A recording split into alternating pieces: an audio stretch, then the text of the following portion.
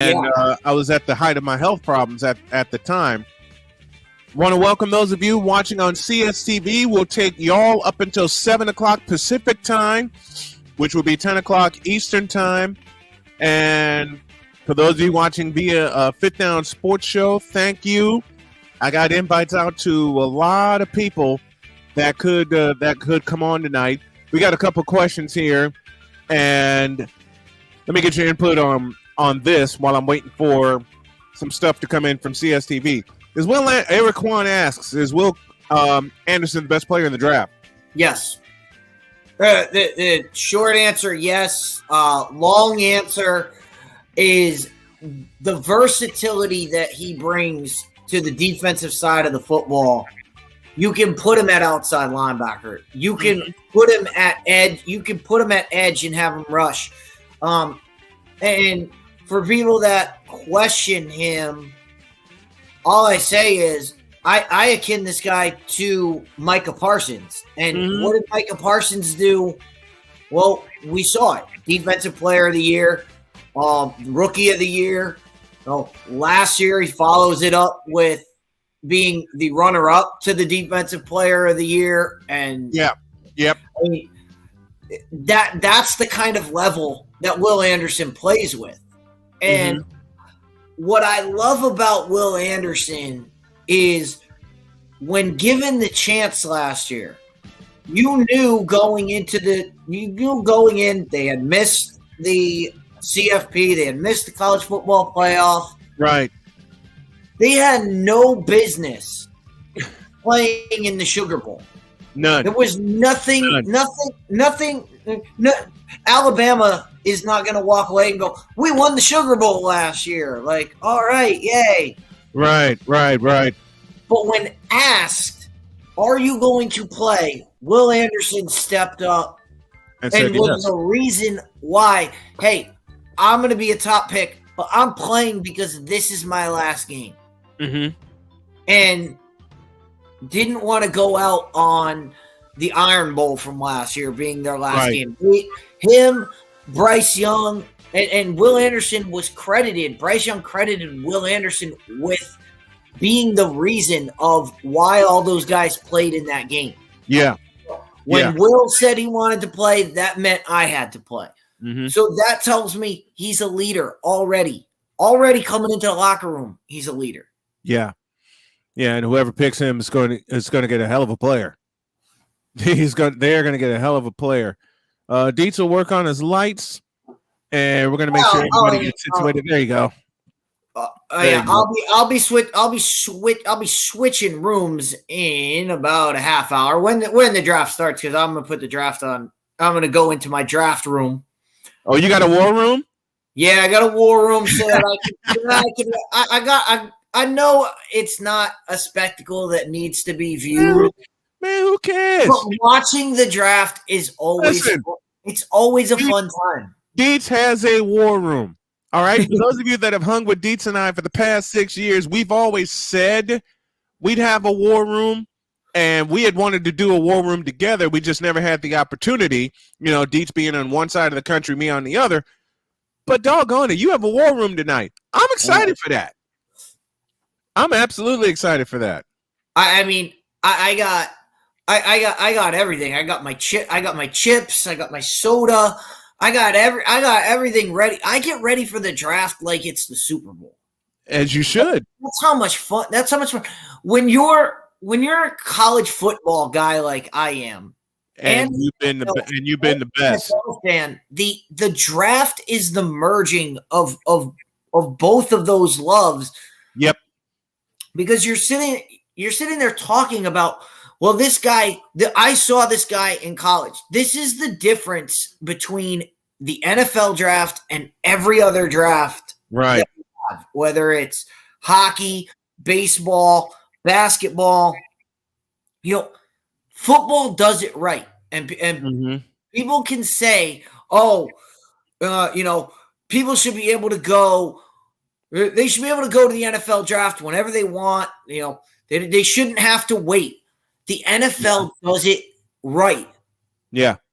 And people talk about, that they hide behind safety as the reason. Oh, it's safety why we make people wait 3 years. Yeah. That's not why. That's not why they do it. Mm-hmm. They do it. The NFL does it so that you watch these guys for at least 2 years. Yep. You get to know the players that are being drafted. Mm-hmm. I mean, look at the guy. Look at the guy last year. The guy last year, last pick in the draft, was Brock Purdy. Yep. We watched him play for 3 years at Iowa State. Mm-hmm. We watched him for 3 years and knew exactly who he was, and he was the last pick in the draft. Yeah. There are NBA draft picks that are in the lottery that I have no idea who they are. Yeah, like Victor Wembanyama, perhaps. Whether they played in another country or whether they're just some kid who was one and done in college. Yeah, Victor Wembanyama, anyone? Yeah, I have Do no I idea. Do I need to go any further than that? No idea. Do I need to go any further than that? You watch. We just got off March Madness. You watch, and I do. Chad Ford break down this is where this guy's slotted to go in this year's NBA draft. Mm-hmm. You watch his top 15. I have no idea who half of them are. Half of them, I'm like, wait, where did don't know who they are. What did this kid do? Where did he play? I don't know anything about these kids. You know, baseball is the same way. Baseball's the same way, but baseball does it in a good way. Yeah. Hey, if you get drafted out of high school, if you don't like your spot, you can go to college and you're guaranteed, you know, you go there 2 years and 2 years later you can be redrafted. Mm-hmm. That's kind of a best of both worlds. Yeah. But at the same time, you still don't know who any of these kids. You still have no idea who any of these kids are. No, you don't. But the NFL, you know every single guy. You know every single person in this draft. Mm-hmm. If you've watched college football for 2 years, there's a big chance you've seen every one of these kids play at least once. Mm-hmm. Yeah, who would have thunk it about one Brock Purdy, right? And that's the thing. The NFL has instant marketing. The minute they hit the field, you have people who are behind them. Every Iowa State Cyclone is behind them. Mm-hmm. You know, when Brock Purdy plays in a big game, they fill up, as we call it, the department store in Ames, Iowa. Yes. They fill up. They watch him on the big screen TV there. They sure do. That's instant marketing for the NFL. You can't buy that kind of publicity. You really can't. The NFL. But the guy who makes out like a bandit tonight is Roger Goodell. Mm-hmm. This is Roger Goodell. 364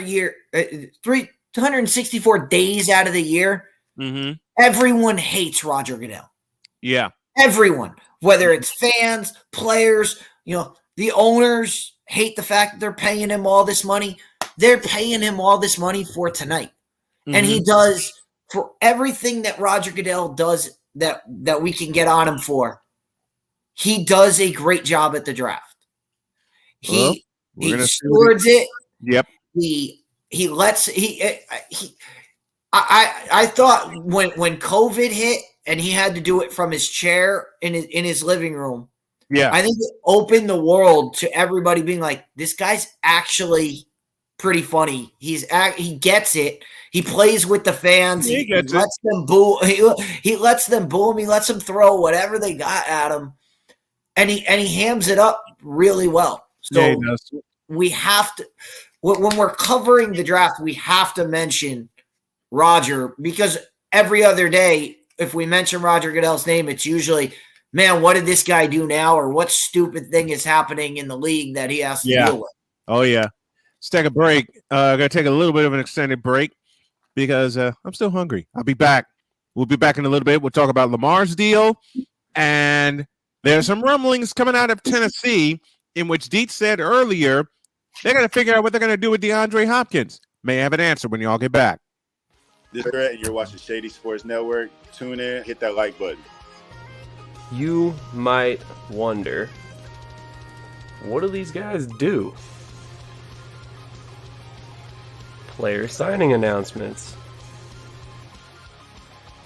I never in a million years thought you would actually come on to break this news. So without further ado, go ahead and tell everybody what happened today. Yeah, man. I just had a workout with the Cincinnati Bengals. Signing me right out. Without further ado, I'd like to announce that, I'll be taking my talents to Salina Liberty. This just in. The Major League of Football is reportedly collapsing, unable to pay hotel room bills, with players being kicked out of their rooms and hotel managers asking them to leave voluntarily without issue. And then we got Lions wide receiver Williams is debuting this week as a starter. That's something to look at as far as the eye test goes.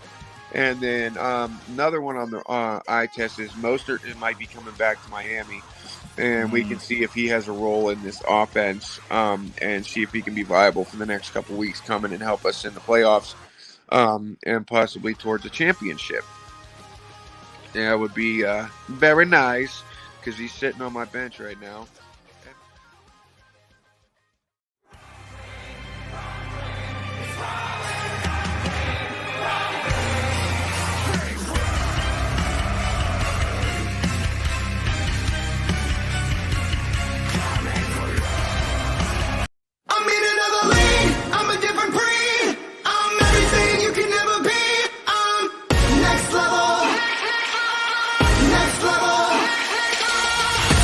Thursday nights are wrestling night on CSTV. Tune in every Thursday night at 7 p.m. Pacific to see all the amazing Next Level Pro Wrestling stars on Thursday Night Throwdown on CSTVNow.com and the CSTV app on your Roku device.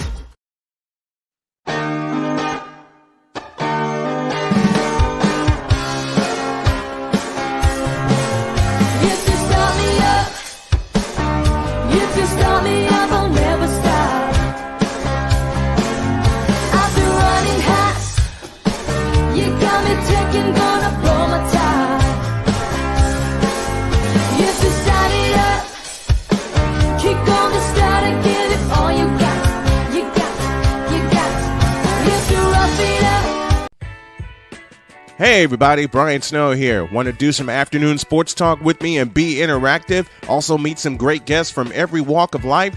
Then tune in to The Brian Snow Show on CSTV and CSTVNow.com. Weekdays at 2 p.m. Come on aboard and enjoy the ride. We were always hippies at heart, I guess, and that was one way that we showed it before we became full-time RVers. And we were definitely living small and minimally. What made us decide to go with Battleborn was everyone from their top leadership team down to their service department helped us so much the whole way through. Our relationship with Battleborn is so much more than business. And me and Dennis love to jam together. We've played together multiple times, and that's been an awesome transition. Be able to learn so much more about the business, also just make some awesome friends.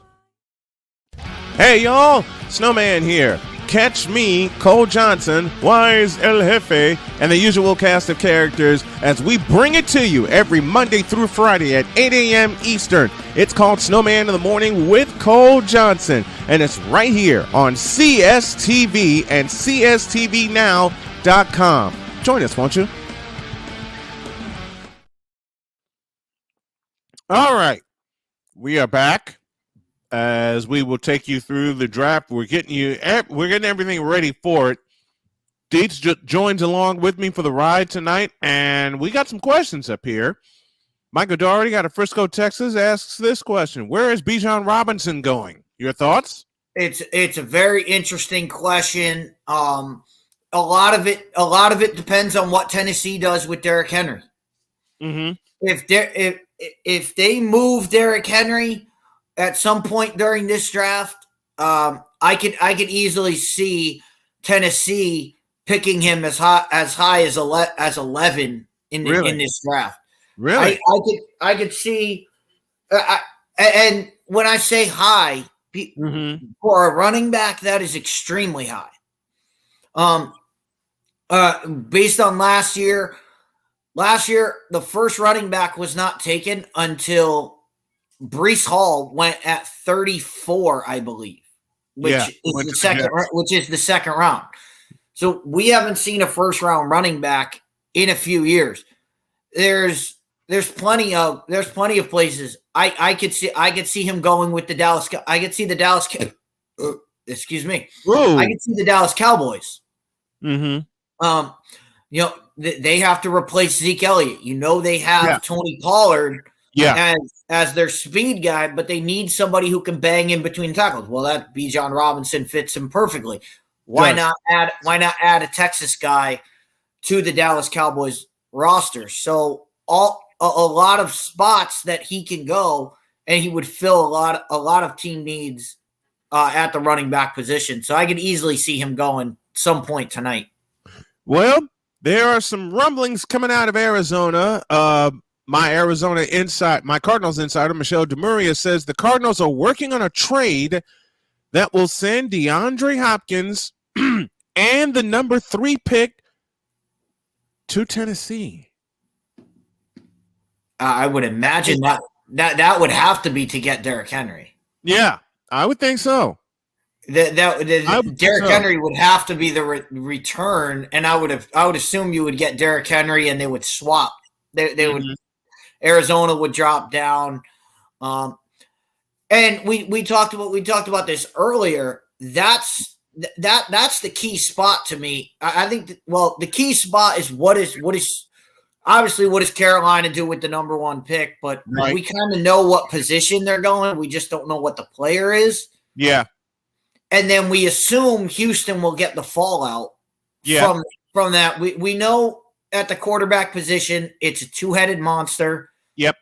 And that's why I go back and forth, but I'm not really hard strung in a debate with people. Hey, take CJ Stroud or Bryce Young. Well, either one's going one. They're going to go 1-2. They're going 1-2. It's just a matter of which. It's just a matter of which order and which team they go to, and then we can debate who's going to have. It's akin to Ryan Leaf, Peyton Manning. We knew that they were, and I know everybody laughs at the Ryan Leaf part, but when it was in that draft, it was Ryan Leaf or Peyton Manning. Yeah. Which one do you take? And they went 1-2. And then we debate, all right, who got the better deal? And we can go with all that. Mm-hmm. But tonight, they're going to be 1-2. So it's really up to who's your preference. But the real spot is Arizona, because if they seriously are trading DeAndre Hopkins, do they replace him with a wide receiver in this draft, in a wide receiver deep draft? Yeah. I would assume moving DeAndre Hopkins would be a great thing. But then we have to, if that's the case, then we have to start having the discussion of how toxic is DeAndre Hopkins? Yeah. When you've been traded 3 times, when you've been traded to 3 different teams and kicked out of 2 different locker rooms, at some point you have to start saying, bringing this guy in, great talent, but it might not be good for our team. Well, here's a question for you, and I will tackle this question first. Who is your top tight end on the board? Well, the top tight end is still playing. That of course, is Brock Bowers. Yeah. But, well, hey, he posed the question. I answered it. Let's answer it honestly. I have a wild card at tight end. And, Dietz, you've known me for 6 years. You know that's one of the positions I pay attention to the most. Y'all are going to think I'm crazy when I make this pick. But my top tight end on the board is at South Dakota State. And his name is Tucker Kraft.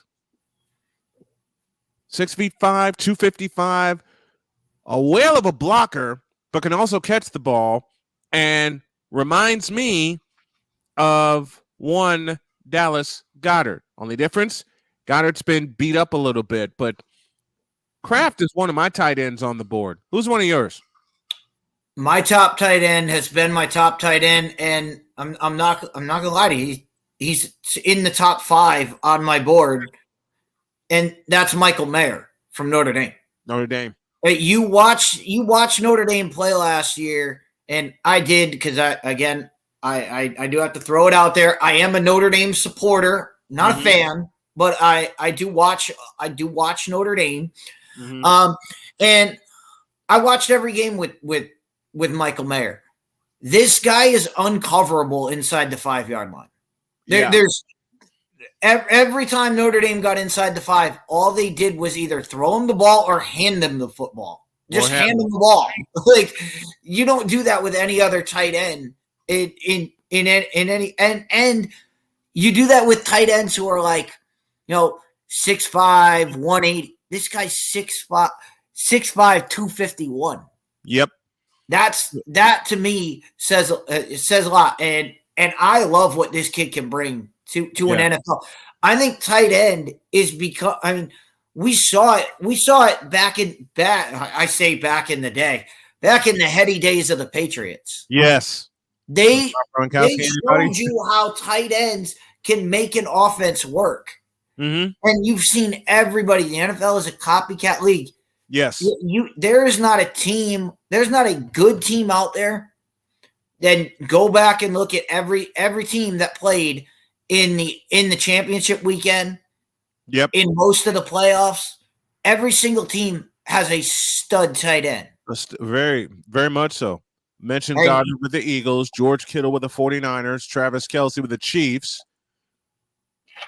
Right. And maybe the Bengals get away with it because they have massive talent everywhere on the field. And I've actually seen drafts where they pick up a tight end. This is such a tight end heavy draft. Tight end probably the best position in this whole draft, not just player wise, but depth wise. And you mentioned one guy I like to really put on the front burner is Dalton Kincaid. Yes, from Utah. And you want to get a view of Dalton Kincaid? Go watch the Pac-12 championship game, and watch when it was a game. When it was a game late in the game, USC was making a comeback. And Dalton Kincaid literally ran through every single guy on the USC defense on the way to a touchdown. I think he broke 12 tackles on the way to a touchdown. That is a tight end. And it iced the game. That he to me could sneak into the first round here, but will be a high second round pick if he doesn't go here in the first round. Let me welcome Kevin Peoples in the house with us tonight, sporting the Philadelphia Eagles. I finally get you on the program with me. How you doing, brother? I'm good, man. I was just waiting on you to let me know when you need me on, man. I come with presents. As you see, I do rep my Eagles. All right, I do have a lot of information. Which means I have to do something. Which means I have to do something for you. Which means I have to do something. Oh my goodness. Oh Lord! Don't do this. See. And being as if you're gonna rep your ego, I'm gonna rep my Tecmo Super Bowl Dallas Cowboys. Being as pixelated as that helmet is, that's as far as their Super Bowl goes back. So yeah, that makes sense. So you know what? I think the best tribute to that shirt is the one Cole Johnson says every time when he says, with the pick, the Dallas Cowboys select the off season. Yeah.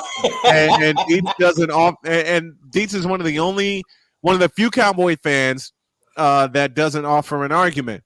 Oh, yeah. So let me find what I need to find, because as it turns out, Tom O'Boyle, who is tuning in from Reno, Nevada, is a Philly guy. Oh, and with that in mind, I found what I needed to find, and I may as well do it now.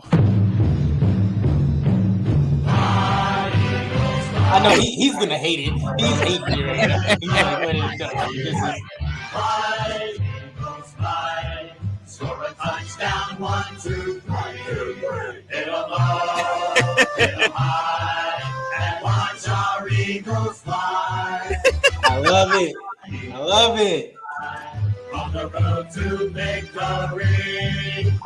EAGLES Eagles.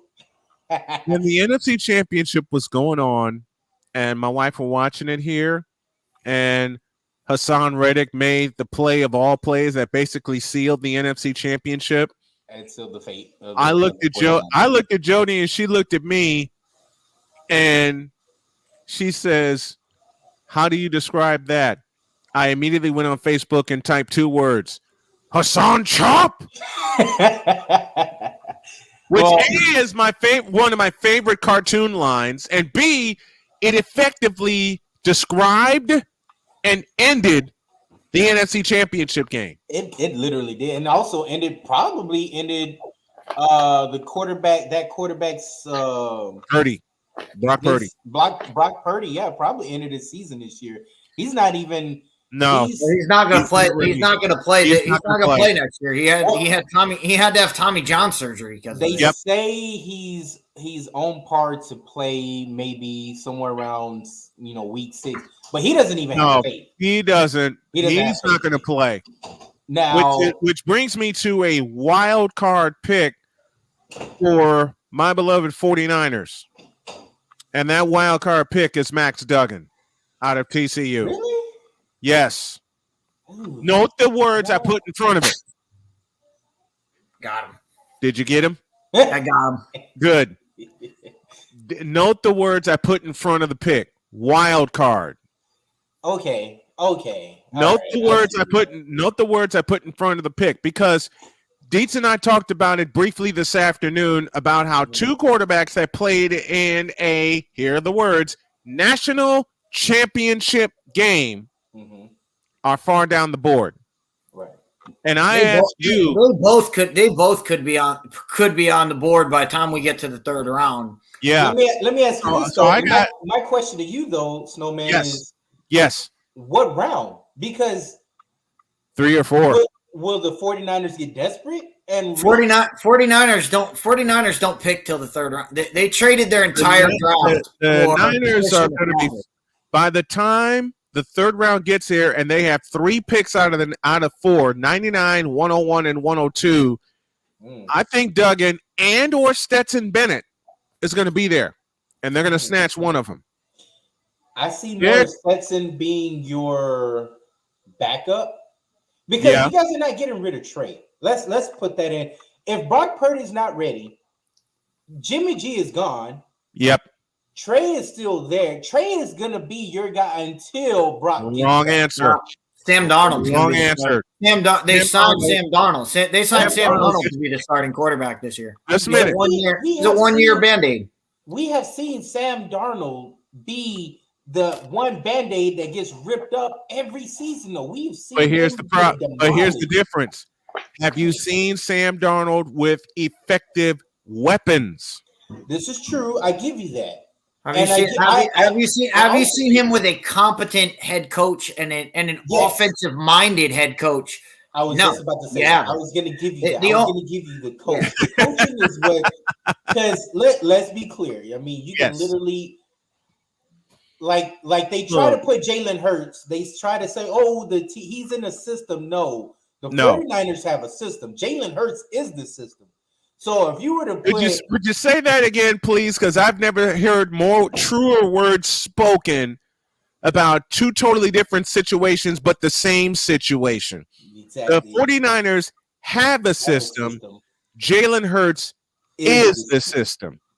Yeah. And speaking of system, this is the song that's played over the PA system at Lincoln Financial Field when the Eagles scored. Now, y'all heard my version of it. This is the official stadium version. With the animations going, right? Yeah.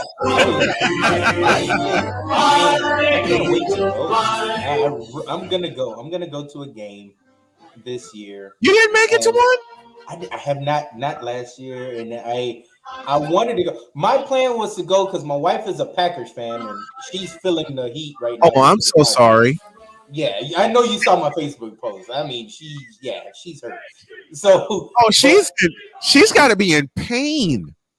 The entire state of Wisconsin has got to be in pain this week. Hey man, speaking of, she's sitting there looking at me. Oh, is she there? Yeah, I'm about to die. Tell her come say hi. We won't pick on her badly. He said, come say hi. He said, come say hi. That's all right. Luke Fickle will pick up the state of Wisconsin. But see, my God, no. Wait for it. She's literally putting this on just for you. Hey, there it is. What the hell is that? Now, I bought this for her from a friend that went to the How do you say your wife's name? Genevieve. Or you can call her Jen. Jen, you ain't gonna like me for this, but all I've got to mention to you are two names: Colin Kaepernick, Jimmy Garoppolo. Yeah, no, she's not like that. No. Do I need to say anything else? No.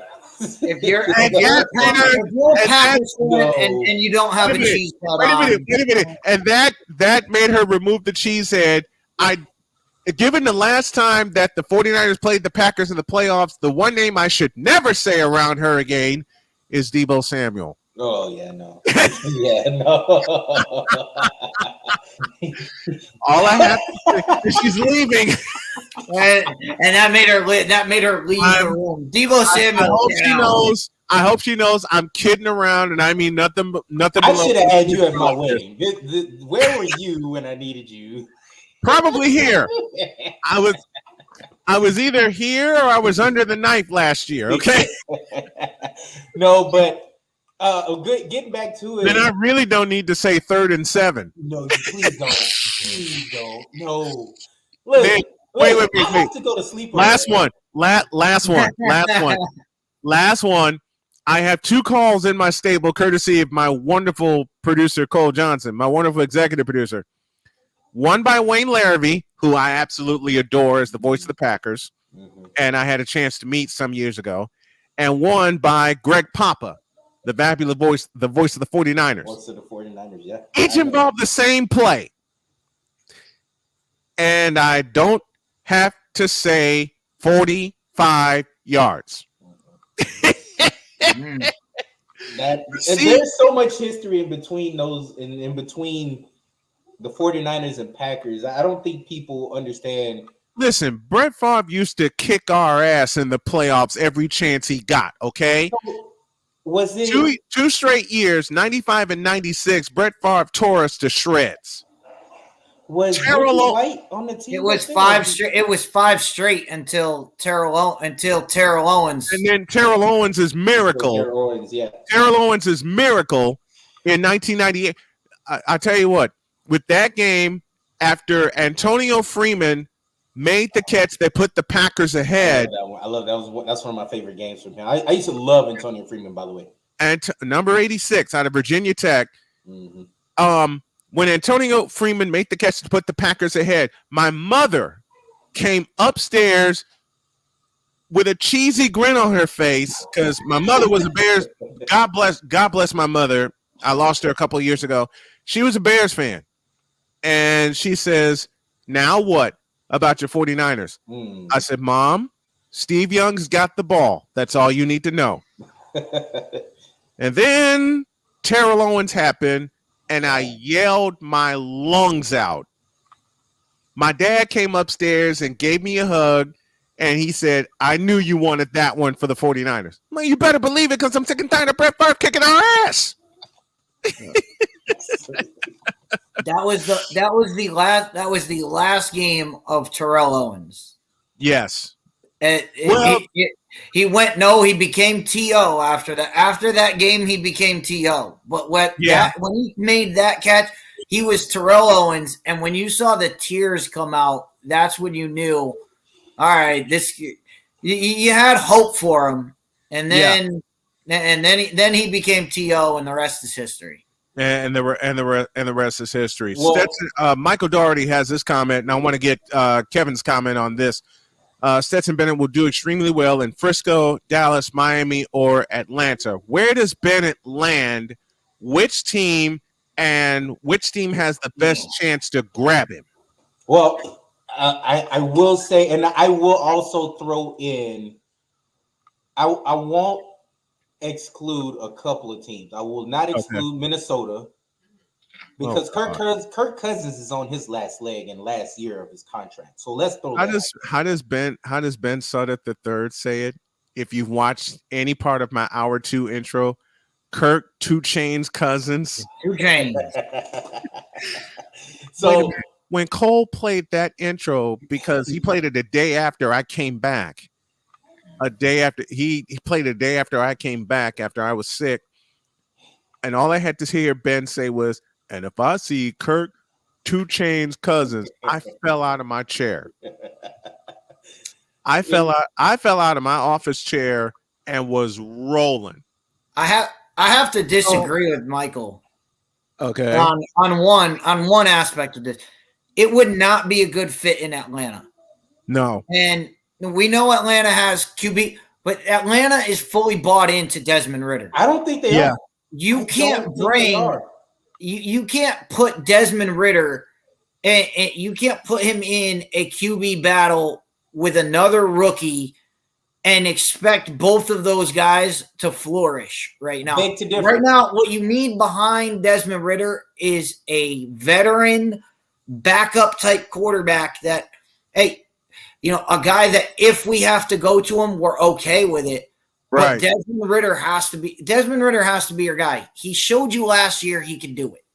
I beg to differ. I see where you're going with this, but let's look at this picture of the Carolina Panthers. Oh dear God, no. Hell to the no. Hell to the no. Do you know Bennett would be ruined by the Carolina Panthers? No. I'm not saying that he's going to the Carolina Panthers, but look at who they drafted a first round pick last year. Mm-hmm. They're going to do it again. They're going to do it again tonight. They're going to do it again tonight. So with Bryson, and they're going to push either he's going to, if the last year's first round is going to start this year, or he's not. They're going to push him to the brink and probably get rid of him. But that's why they trade. That's why they traded up. They're not sold. They're not sold on their guy. They're not sold on their guy that they picked last year. But that's what I'm saying. Atlanta's not either. Atlanta put him in over Marcus Mariota at the end of the season. I mean, look at Marcus Mariota. Marcus Mariota. That system did not fit Marcus. They were desperate. They were. Atlanta pulled a move, grabbed Marcus Mariota. Now Mariota's with the Eagles now, but guess what?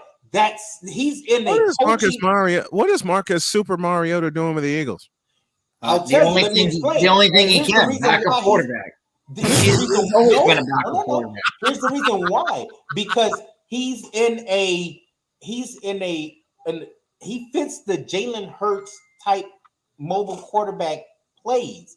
So if you had like last year, time up, isn't Mariota's time up? He was just in a terrible play call book. You put him with Marcus Mariota in the Jalen Hurts playbook, you pretty much get a B plus type Hurts player. He's gonna fit in. If Jalen Hurts gets hurt, Lord forbid, knock on wood. He's not gonna do with what the Eagles' backup quarterback did last year when Jalen Hurts got hurt. Right. He's not going to be Gardner Minshew losing to the New Orleans Saints. I mean, he's not going to be Gardner Minshew. He's actually going to. He knows the RPOs. He's an RPO type quarterback. Why'd y'all bring the mustache into this conversation? What's up with that? I like Gardner Minshew, but he's a backup.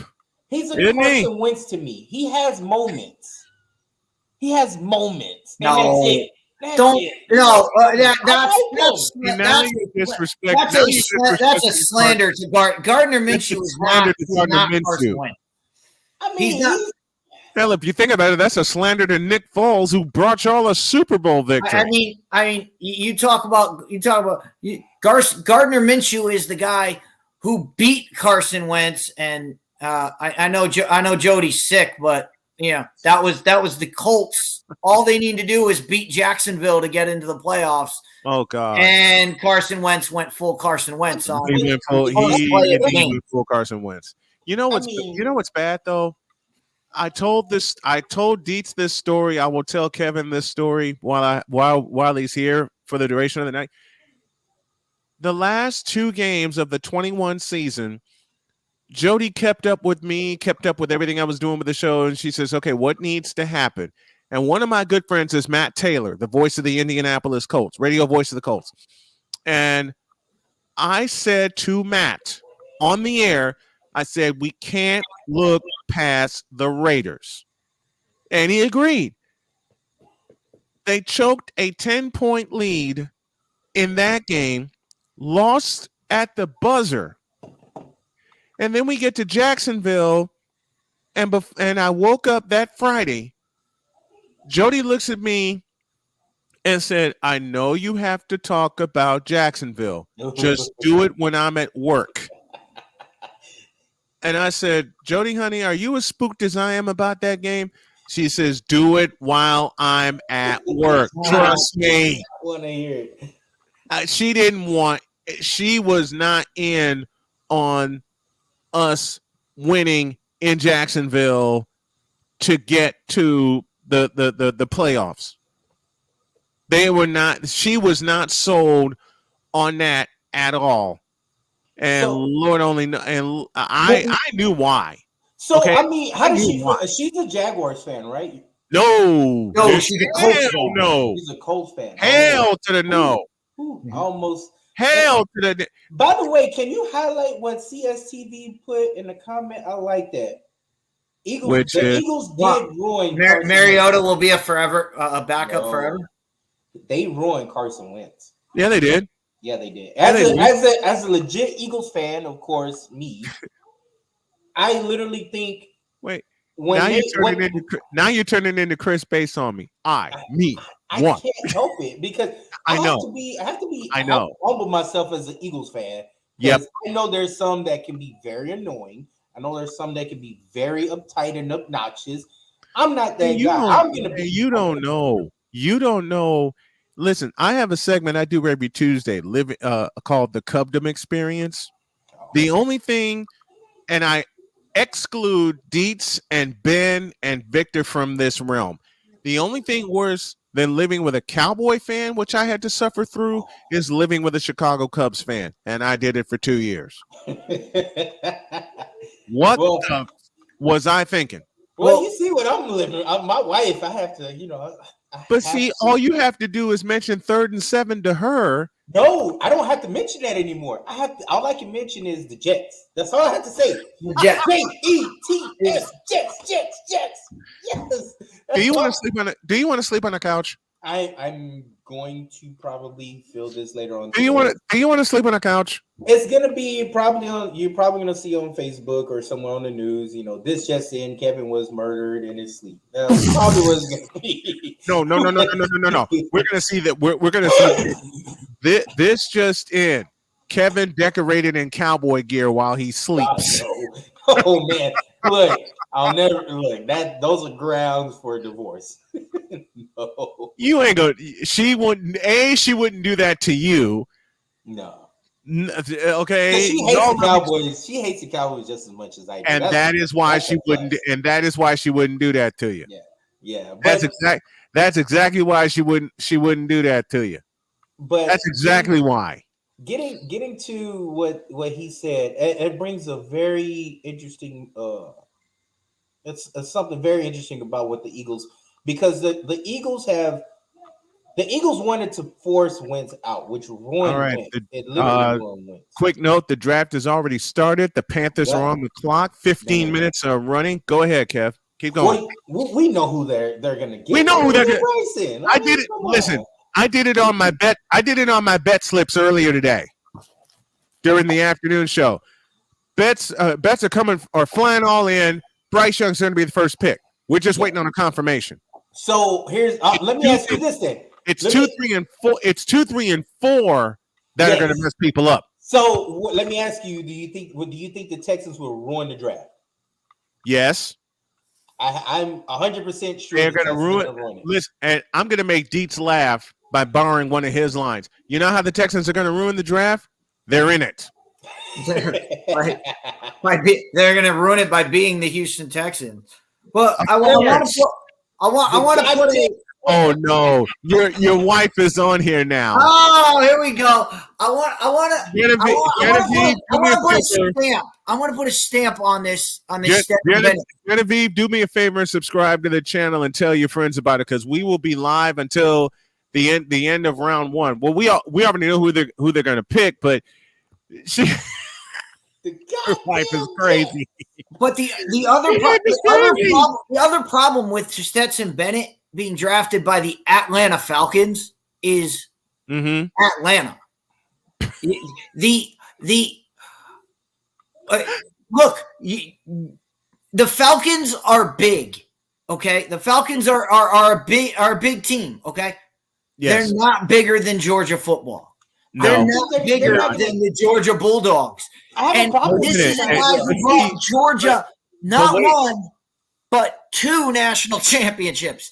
But if that erases in Atlanta, the pressure to play him and play him early from that fan base will come, and it will come hard. And if he doesn't win the starting job out, that could be bad. I have a problem with him. If the pressure to put him in day one, and he's not ready, that could send him spiraling. Wait a minute. That's another reason. Oh Lord. No, I have a problem with Atlanta trying to draft. I don't think they're going to draft him. They're not. There's no way they can draft. Yes, they are. They are going to draft. Look, okay, right, listen. Here's what's going to happen. They need an offensive line. Well, we know that. If they don't draft Bijan, they're going to gift wrap the Eagles Bijan if they don't draft him. Mm-hmm. They don't need a running back on top of that either, though. Let's just say that, because they got a rookie from last year that rushed over 1,000 yards. They also have what's the veteran? Hit me with it. They have for the Atlanta Falcons. They have a veteran there. Yeah, they have a veteran. They have Cordero Patterson. A wide receiver who can't catch, so they had to put him at running back. So that's his whole career. Every team he has been with, the Vikings, the Bears, the Falcons, found out the hard way. The Patriots. Here's my problem with the Falcons organization. And the Patriots. Thank you, Dietz. And the Patriots. Here's my problem with the organization of the Falcons. The Falcons are literally going to ruin their season this year. I will tell you, what's wrong with the Falcons? 28-3. That too. 28-3 is big. Look at their organization. They want Bijan Robinson. Now, I just named bad. They want Bijan badly. I just gave you two running backs that they have on their team for the next 2 to 3 years, and that's already 1,700 yards. But they're not. But it's Atlanta. Exactly. It's the Atlanta. They have two running backs on the roster, and not one of them is Bijan Robinson. But that's my problem. There's no need. If they want to be successful, they don't need two running backs, and now they also don't need They also have Desmond Ridder. They don't need a quarterback. So why are they going to be looking at two players to come in and give you the same production where they can literally go out, get a defensive line, defensive lineman, or an offensive lineman, maybe even a safety, because they need a safety bad. It's because they need a guy. They need a guy who Desmond Ridder can hand the ball off to on third and one, and you know he's getting the first. And I will go back to my original. I will go back to my original. I will go back to my original reasoning. I will go back to my original reasoning, and it's in the form of this sentence: these are the Atlanta Falcons. Just as I said a few moments ago, these are the Houston Texans. Yeah. I mean, all right. Do I need to say anything further? Those are two teams that are, and it used to be the Jets. The Jets used to be the worst team when it comes to picking draft picks. and so forth. You saw what your wife. I can't put what your wife said up, but you saw what she said. The goddamn Jets, yes. Right. So it used to, and like I said, the Falcons. Now you got the Texans. Like it's like they try to sabotage their season. Now I will say, with the Texans new head coach, they're going to draft Will Anderson. I don't see a problem with that. Will Anderson, they got a defensive-minded head coach. What's his name? I forgot his name from the Falcons. I got to ask him a favor. Do not repeat that comment again because we just got yelled at by Tom on CSTV, and I'm so sorry about that, folks. Hey, look, I wanted to say it too, but we will keep it clean from here on out. We're on two television networks, wonderful television networks. And I don't want to mess things up. My bad. That's on me. It's not him. But it's on Jen for repeating it, for posting it. I blame my wife. I get to do one of the few times you can. But I literally think the Atlanta Falcons are looking to sabotage their season. Now, it wouldn't be smart. Here's another reason why I think they should not draft Stetson or the other quarterback, Max Duggan. The reason why is because, and the 49ers too, they should not. Here's why. The quarterback is going to be next year's draft is going to be heavy with really good quarterbacks. Yeah, but none of them are Max Duggan or Stetson Bennett. They're going to be better, I think. I think they're going to be. You got some really high competition. The Oklahoma quarterback. I used to watch the Oklahoma quarterback on the Netflix special. Not interested. Next. I forgot his name. There's going to be some. Then you also have. You mean the USC quarterback, Caleb Williams? No, not Caleb Williams. This is another one. Caleb Williams will be good now. No, he won't. He's the only one. He's the only one I see right now. Now we're gonna have guys that come up and guys that shine during the regular season that we're gonna go. All right, this guy can be a guy. There's only two first round quarterbacks that I see coming into next year's college football season. It's Caleb Williams, and it's the kid that Notre Dame just picked up from Wake Forest. Sam Hartman. Sam Hartman. No! If Sam Hartman were in, I don't know who's advising this kid, but if he were in this draft, he would be the number one pick right now. There wouldn't even be a thought. I hate Travis Kelce right now, what he just did on the damn show. What did he do? What did he do? Him and Patrick Mahomes brought out the Super Bowl, and it was a shot at the Eagles. Are you crying? I want. Are you crying? What did you expect? What did you expect to happen with the draft being in Kansas City? Yeah, with him on Saturday Night Live and what he did to his brother Jason Kelce, I love them though. I watch their podcast a lot. But why are you surprised though? I'm not. I'm just. Why are you surprised? Why are you surprised that they are playfully sticking it to you since they stuck it to you in Phoenix, Arizona? Like the knife, and then the twist, and then another twist, and then another twist. It's like, oh, stop. Well, y'all twisted the knife amongst yourselves when you let the same play go for a touchdown twice. Whoa, hold up. Whoa, nothing. That was on our defensive coach, and I'm glad we got rid of him. And how we did, I don't know if y'all know how this played out, how he ended up the head coach for the Arizona Cardinals. The defensive coach from the Eagles. See, that explains the Cardinals ruining themselves right there. Yes. So that explains. Listen, first of all, as Deets will tell you, wait a minute. As Deets will tell you, and he has told me quite a few times, we got about 8.5 minutes left on the draft pick. They're just wasting time before they say Bryce Young. Yeah. It's the Arizona Cardinals. Yeah. I mean, the Arizona Cardinals hired Cliff Kingsbury and kept him for 4 tumultuous awful years. That's the first thing. Well, They got rid of him. three awful years and one. Hey, we made the playoffs here. So, like I said, they kept not him. not awful, but not great.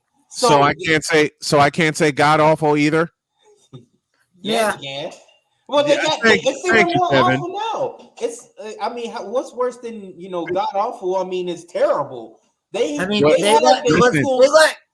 Cliff Kingsbury come in and absolutely destroy their entire roster to play Cliff Kingsbury style football, and now they're making a switch. Now they're making a switch. That is the biggest rebuilding project that you have to take. And it's going to take. It's going to take a lot. It's going to take a lot. It's going to take years. It's going to take a lot of talent. Yep. I'll tell you one thing. And the one piece you have that could be your saving grace, he wants out of Dodge. No, it's he wants out of Dodge real quick. It's two. They also have their safety, Buda Baker, who wants to come to the Eagles, who may be traded tonight, and that's my wild card that he will be traded tonight to the Eagles. That ain't happening. That ain't happening. Okay, you know what? Let's do this. Let's put some odds on this. Here's a special Brian's bet slips. Kevin says Buda Baker will wind up with the Philadelphia Eagles. I say no. I said wild card. What do you all think? I pulled a U. I said wild card. You pulled a me. Wild card indeed. I'll put that at 5% chance. 5% chance. What do you got? What do you guys think in the chat? What do you guys think in the chat? Does Buda Baker get traded to the NFC champions? Here's my reasoning.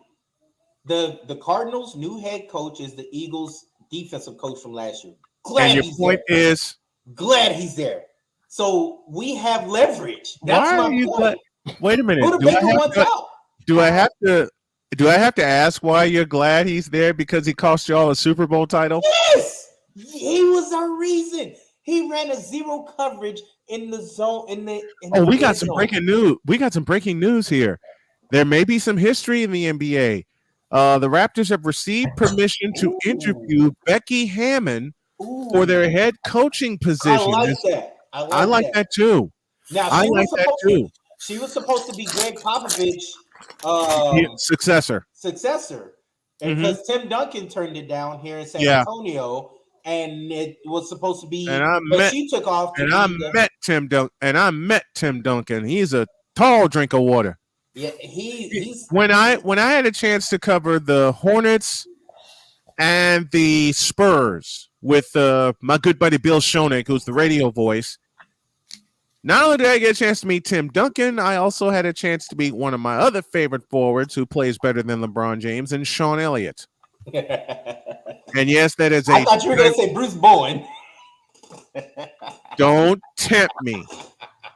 I'll do that next Wednesday. So I'll do that next Wednesday. Tom says no, he won't be traded. What makes you so possible? He wants out. He wants out just as bad as DeAndre Hopkins. So my question to the commenter though, what makes you think he won't be traded? He wants out. He wants a new contract and he wants to be gone. Now it's up to the Bears, the Eagles, and if I wasn't mistaken, I think it was the 49ers because they don't want the Bears to get him. Right. They don't want the Bears or anybody else to get him. Sam joins us in the chat, says, I thought they get Buddha, especially after getting the second rounder. Sam, come on up if you can. What second rounder? Sam Shady. Sam Shady is in the house with us.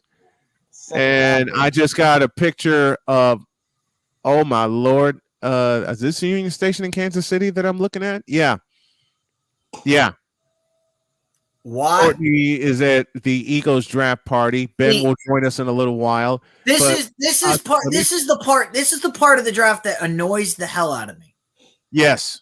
You're the Carolina Panthers. You've been on the clock for 4 months. 5. Why is it taking you 15 minutes? Why is it taking you the full 15 minutes to make this pick? You should have this already done. You know why? You know why? The NFL wants to make it dramatic. That's all. They want to bring in money. The pick is in. Yeah, the pick. And we're going to see Bryce Young's name light up here in a moment. You just think they're done with trading? I don't think they're done. I do not think they're done. And the reason why is because we lost C.J. Gardner-Johnson. Granted, we picked up a really good safety from the Steelers, but we lost 2 safeties. So we need a safety. We have a really good backup. Should have been bang bang one. Should have been bang bang 1 and 2. They wasted an extra 15 minutes on something that has basically become a foregone conclusion. Yeah, it's obvious. Come on. Will Anderson's going second. My question, though, Snowman. Yes. Will Anderson. Yeah, Will Anderson's going number 2. Yes. Hell to the no, he ain't going second. Houston's taking the quarterback. Houston is taking C.J. Stroud. No, they're not. It's already been said that they are not taking C.J. Stroud. Anybody in the comments who disagree, please send me your money. I want your money, please. But see, the only reason I mean this jokingly because I am married as well. The only reason you want the money is so you can pay off the Packer fan in your house. You know what? That would be a nice dinner I could take her to with y'all's money. Wait. Oh, it's Bryce Young. Bryce Young is in. Yep. We kind of knew that was coming. Houston's on the clock. Here's Big Ben from BS3 joining us tonight. That's good. What is going on with you, Ben? I am so happy. I'm so happy to have you this evening. I had to wear it. Now, I wish I would have got a Parsons jersey though, but I had to wear it. So, which jersey do you have on? It's a Dak jersey. Let me hide number 4 though. So next season. I appreciate you wearing the 4 because that's what another 4 seasons of having Mr. Interception himself. I love it. Highly appreciate it. All I have to remind Ben, but see, Ben is a rational thinking Cowboy fan. And he's a very rational thinking Cowboy fan, like Dietz, like Victor Locke, who is standing by. We'll get to him when the Bears pick later on here in the first round. But I thought reasonable. The 4 would be 8. I thought the 4 would be 8 for you, Ben. To honor an actual quarterback. I have. And of course, I don't mention the 13 seasons of Romo in Dallas. Yeah, that was another Rocky. Man, we've had a lot of Rocky, up. But we also had Captain America. We also had Captain America play for us. So that's okay. Dear. Yeah. Ben Sutter joining. Ben Sutter joining us. That would be Roger. Yeah. Oh yeah, Captain Comeback. Yeah, Captain Comeback. Yeah, Roger the Dodger. Ben Sutter joining us here from the BS3 network, who's carrying our special tonight, as well as CSTV. Tom O'Boyle. I'm hoping to get Tom up here for a couple of minutes. Michael Doherty in the chat joining us from Frisco, Texas. But see, as long as we're talking Cowboys and we're awaiting the pick for Houston, I want to say it's going to be Stroud, but it's not. It's probably going to be Will Anderson. Will Anderson, I'm telling Ben. Well, here's what I heard. It's Will Anderson if it's not C.J. Stroud. I'd still be shocked if they don't take a quarterback. Ben, I would say they take Stroud. Who on that roster could be a starting quarterback right now? None of them. They have a defensive-minded coach. Keep that in mind. Davis Mills is not a starting quarterback. Right. Driscoll, Davis Mills. First-round picks. Remember that. They're going to get their number 1. Who's behind Bryce Young? Who's the best player available right now? He's a defensive player. Will Anderson. Who's their head coach? A defensive-minded Will Anderson. Coach. But you can go out and get better. You can go out, not get better defensive players, but you can get defensive players later on in the draft. you can't get another guy like CJ Stroud. It's Bryce Young and CJ Stroud, and then the next guy is Will Levis. The drop off between CJ Stroud and Will Levis is farther than any other position. Who eats bananas with way farther? Who eats bananas with the pick is cover on? Is in. The Cardinals are on the Cardinals are on the clock, and we're waiting to see what the pick is. Here it is. And it's not Sam says it's Stroud. I think it's Stroud, but come on, Ben. Kevin seems to think Kevin and Ben seem to think it's Will Anderson. Come on home, Will Anderson. I think it's going to be Stroud. I mean, you have a lot of defensive players in this draft, right? And with DeMeco Ryans being a defensive-minded coach, though, he'll be able to find guys because the drop off is so low. Will Levis, the Cowboys have the wrong coach. Yeah, the Cowboys have the wrong coach. You can't draft. You can't draft a head. You can't draft a head coach. That's the Cowboys did in 1989. Look at what their defensive coach with Jimmy the Texans did when they drafted the 49ers. They had Jimmy. They drafted Jimmy Johnson, and Jimmy Johnson was given full autonomy and actually did what he was supposed to do. Here it is. It's coming in. Yeah. By drafting Miami players, by drafting guys he brought to Miami. That was his. And one of them deal. I had the pleasure of meeting, who's from my hometown, Russell, Maryland. Mm-hmm. I was just gonna say the biggest one was Russell. Everybody forgets how good Russell Maryland was. I can't forget him because he played at one of the schools I covered, which was Whitney Young. The ingredients for the Texans pick, first round pick, their first pick, has to be defense. I mean, let's just like saying I'm at a grocery store and I'm in need of cheese. And my favorite thing is a grilled cheese, and yet I get ham. Here's my rebuttal here, though. Oh boy! If you're not going to win anything, say you draft a defensive player, I don't think they're going to actually win anything with just a star defense. You're going to need better than Driscoll or Davis Mills. We're still missing a second round pick. You need a starting quarterback. But the drop off is heavy. The drop off is heavy. The drop off is. Let me use this word. The drop off is ignorant. That's what my grandma would say. Can I use that word and get away with it? CJ Stroud. I told you. The pick is CJ Stroud. This is good for the Eagles. Told you. This is good for the Eagles right now. Oh, this is good for the Eagles. Y'all ain't getting him. You want Bijan? You want Bijan? Here's my thing. All right, look. So if CJ Stroud, that's two quarterbacks, right? Right. Number 10. We got two picks, just like the Texans.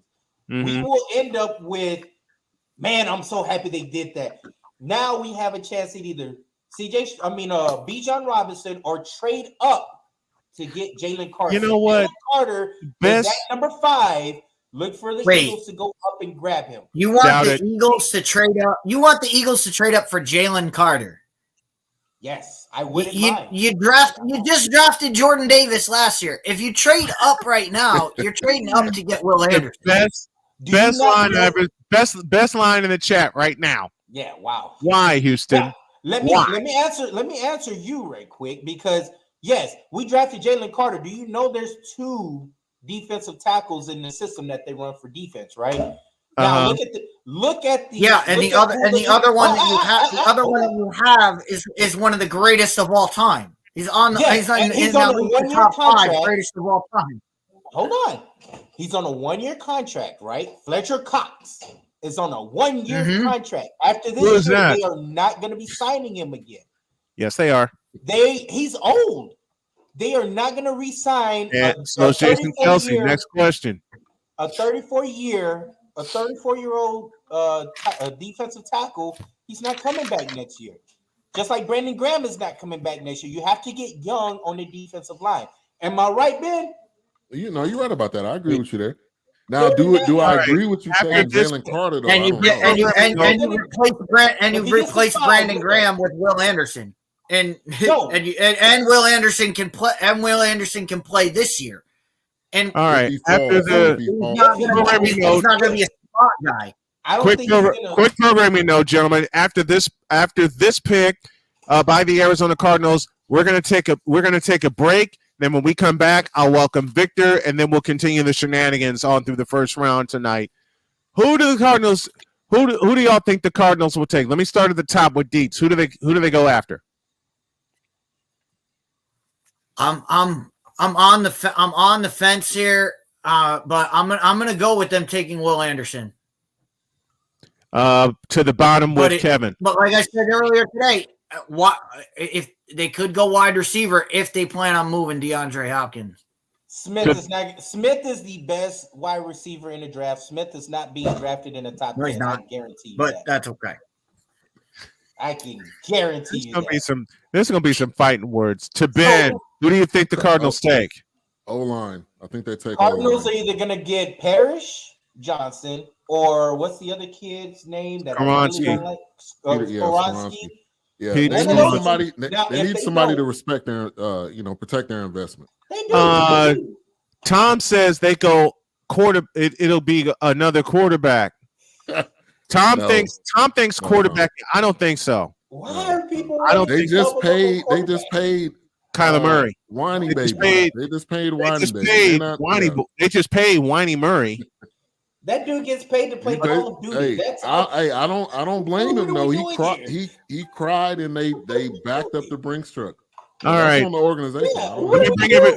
Let me bring everybody in now. Victor Locke joins us from Chicago, and then we got Al and King Doc from Kansas City in the house with us this evening. Gentlemen, good evening to y'all. We are on pick number 3. Go Cowboys! Go Cowboys! Man, shut up. See, hey, we got the trophy, baby. We got the trophy, man. There it is. There it is. Hey, this Red Kingdom, bro. You got it. Ain't no eagle flying over here right now, man. It's all this right now, boy. I'll give you that. Congratulations. King Doc, are you having fun at the draft tonight? We're gonna get y'all a look at it. Hold on. Let's see the look. Look at that. Man, we gotta be there next year. We got to, yeah. Oh, we're going to be next year. We're going to be at the combine. We're going to the draft. We're going to Super Bowl 58. We got a whole bunch of stuff planned. Hey, Doc, you having a blast in Kansas City? Hey, man, having a blast, man. I sung the song on the way in town, Kansas City, here I come. You got some good-looking women, I'm going to get me one. Hey, they out here, bro. They out here, man. Listen. Al, you got the advantage because you got the hat on. Yeah, he said because you got the hat. Al has the advantage. He's wearing the hat of the champions. He's wearing the hat of the champions. Uh-oh. A minute 45 left on the clock. So, look at Star. That tells me right there. They're trying desperately hard to trade this pick. Yeah. I think Tennessee's going to be the recipient of this pick. Tennessee is going to give up a lot. Texans are trading number 3. Texans are trading to number 3. Yep. The Texans have traded with Arizona, which means DeAndre Hopkins going bye-bye. DeAndre Hopkins is going bye-bye because what my insider told me. What my insider was telling me. What my insider told me is Mike Florio is reporting the Cardinals are working on a trade. This was an hour and a half ago. That will send Hopkins and the number 3 pick to the Tennessee Titans. Right now, it's to Houston. So now Houston's on the clock. Makes a lot of sense.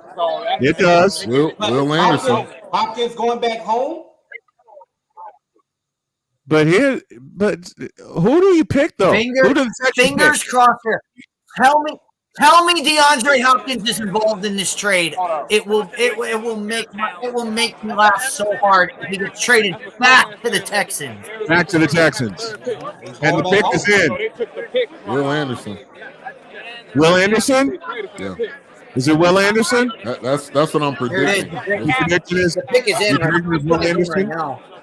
Look, there's no way that Will Anderson can fall any further. He's the best player on the board right now. Like, not according to Hey, what this. did they give up for that? What are we doing? Not according to this. Pick is in. So what is the trade? What is the official? I'm waiting on my Cardinals insider to hook up with us tonight. We got a full house here tonight. So what is the trade? We'll see. They'll probably put it up on the screen here. What is the trade? We're all waiting on the details. The first two quarterbacks went as expected. 1-2, Bryce Young, CJ Stroud. They just put all the timing out for money and everything. Here it is right here. All right, Ben, what you got? Ben, what you got for us? So the Texans trade pick 12, 33, and the 2024 first round and the Will Anderson. 2024 It's Anderson. third round. It's Anderson. For the third pick. And the third pick is Will Anderson. Third pick is Will Anderson. It makes sense. Out of Alabama. It makes sense. All right, let's take a break. When we come back, we'll continue with the draft. The Indianapolis Colts are on the clock next. You're watching and listening to live coverage of the 2023 NFL Draft presented by Snowman Multimedia. Back in a minute. Sure. We all know ghosts exist. I'm getting a really dark energy. But if you trying to hunt them, there's one simple rule you gotta follow. What the hell was that? Guys, hurry up and get the hell out of there. No matter what happens, stay calm. Oh, Jesus! Oh, my God! Oh, hell no! Hey, Matt, what's up? Okay, that's a balloon. It looked like it was a demon. Wow. We be fly for nothing. We be fly for nothing. O-E-O, mucho. Run it. So where are we going? A haunted pinata shop. What? An old Korean brothel. Oh, Lord. A funeral home in Compton? Yeah. You don't like us, do you?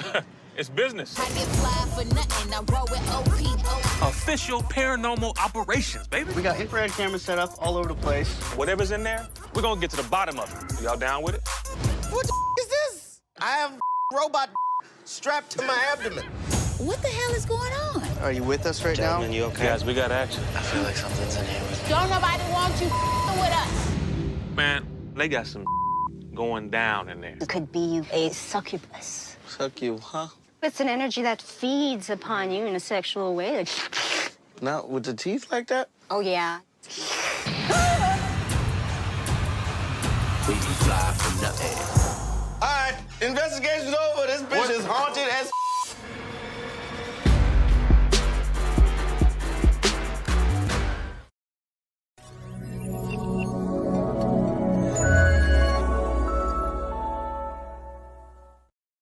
It is wild this evening.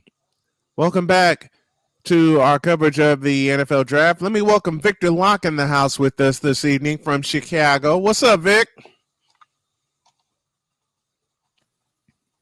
I think Victor, I think you're muted, buddy. You pushed the wrong button again. Let me introduce the panel.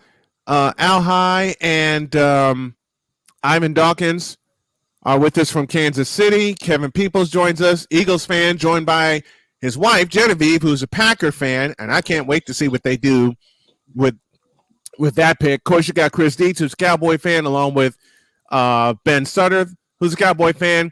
And then you got yours truly representing the Colts, who are on the clock right now, thanks to my beautiful wife, and also the San Francisco 49ers.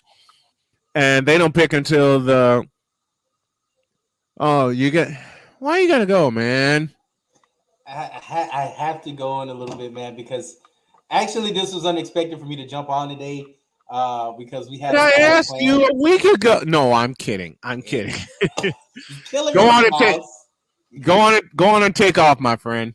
I will. You guys have a good one, man. And we'll connect. I feel bad because we had a 20-minute discussion about who the Texans would take, and they end up taking both of the guys we said. Yes, they did. That means we know what we're talking about. This is the miracle of the NFL draft. We literally have a 20-minute conversation. Like C.J. Stroud or Will Anderson, and they end up drafting both. Pick us in for the Colts. Chad Snake, they go quarterback. Let's see what they do here. Tuesday, 7 p.m. Eastern for Ghosts in the Hood on video on demand on CSTV. Of course, with BS3, we got Wise and Poppy J that'll come tomorrow. Cole Sports that'll come tomorrow, and of course, Snowman in the morning anchors the programming. That all starts tomorrow at 8 a.m. And tomorrow we're celebrating a very special birthday as my executive producer and one of my best friends, Cole Johnson, turns 50 tomorrow. So awesome, man. Every plan, I will warn Ben right now, every plan that we had for the show tomorrow is going bye-bye. Oh, yeah, it has to. The best producer on the planet. It's going bye-bye. Because we got the best executive, producer. My question is, what did Ray Ray get Cole for his 50th birthday? I can't answer that aloud. Kev, you've seen Ray Ray do his thing. Yeah. Right? I'm not answering that. You don't need to. None of y'all, especially Victor, who watches with me every day. Dietz is with us every Thursday. Everybody on this panel has seen the show. You don't need to ask what Ray Ray has gotten Cole for his 50th birthday because you see it every dollar on Wednesday. All right? If you too, and look, what's the saying? If you know, you know. Yes. If you don't know, you will know. You bound to find out tomorrow. You about to find out real quick. Seattle follows the Colts. We're waiting on the announcement of who the Colts I'm waiting on right now. Who the Colts are picking. Cardinals got a nice haul. Too bad they suck at drafting. Did we not say that earlier tonight? We did. Did we all not say that earlier? Oh, Anthony Whoa, Anthony Richardson? Wow. Anthony Richardson out of Florida. I told you he was going in front of somebody was going to take that chance. Somebody was. That means Seattle's on the clock. Let me get Al. Let me get Al's thoughts on that pick by Indianapolis. Them picking Anthony Richardson. Are you surprised at that pick, Al?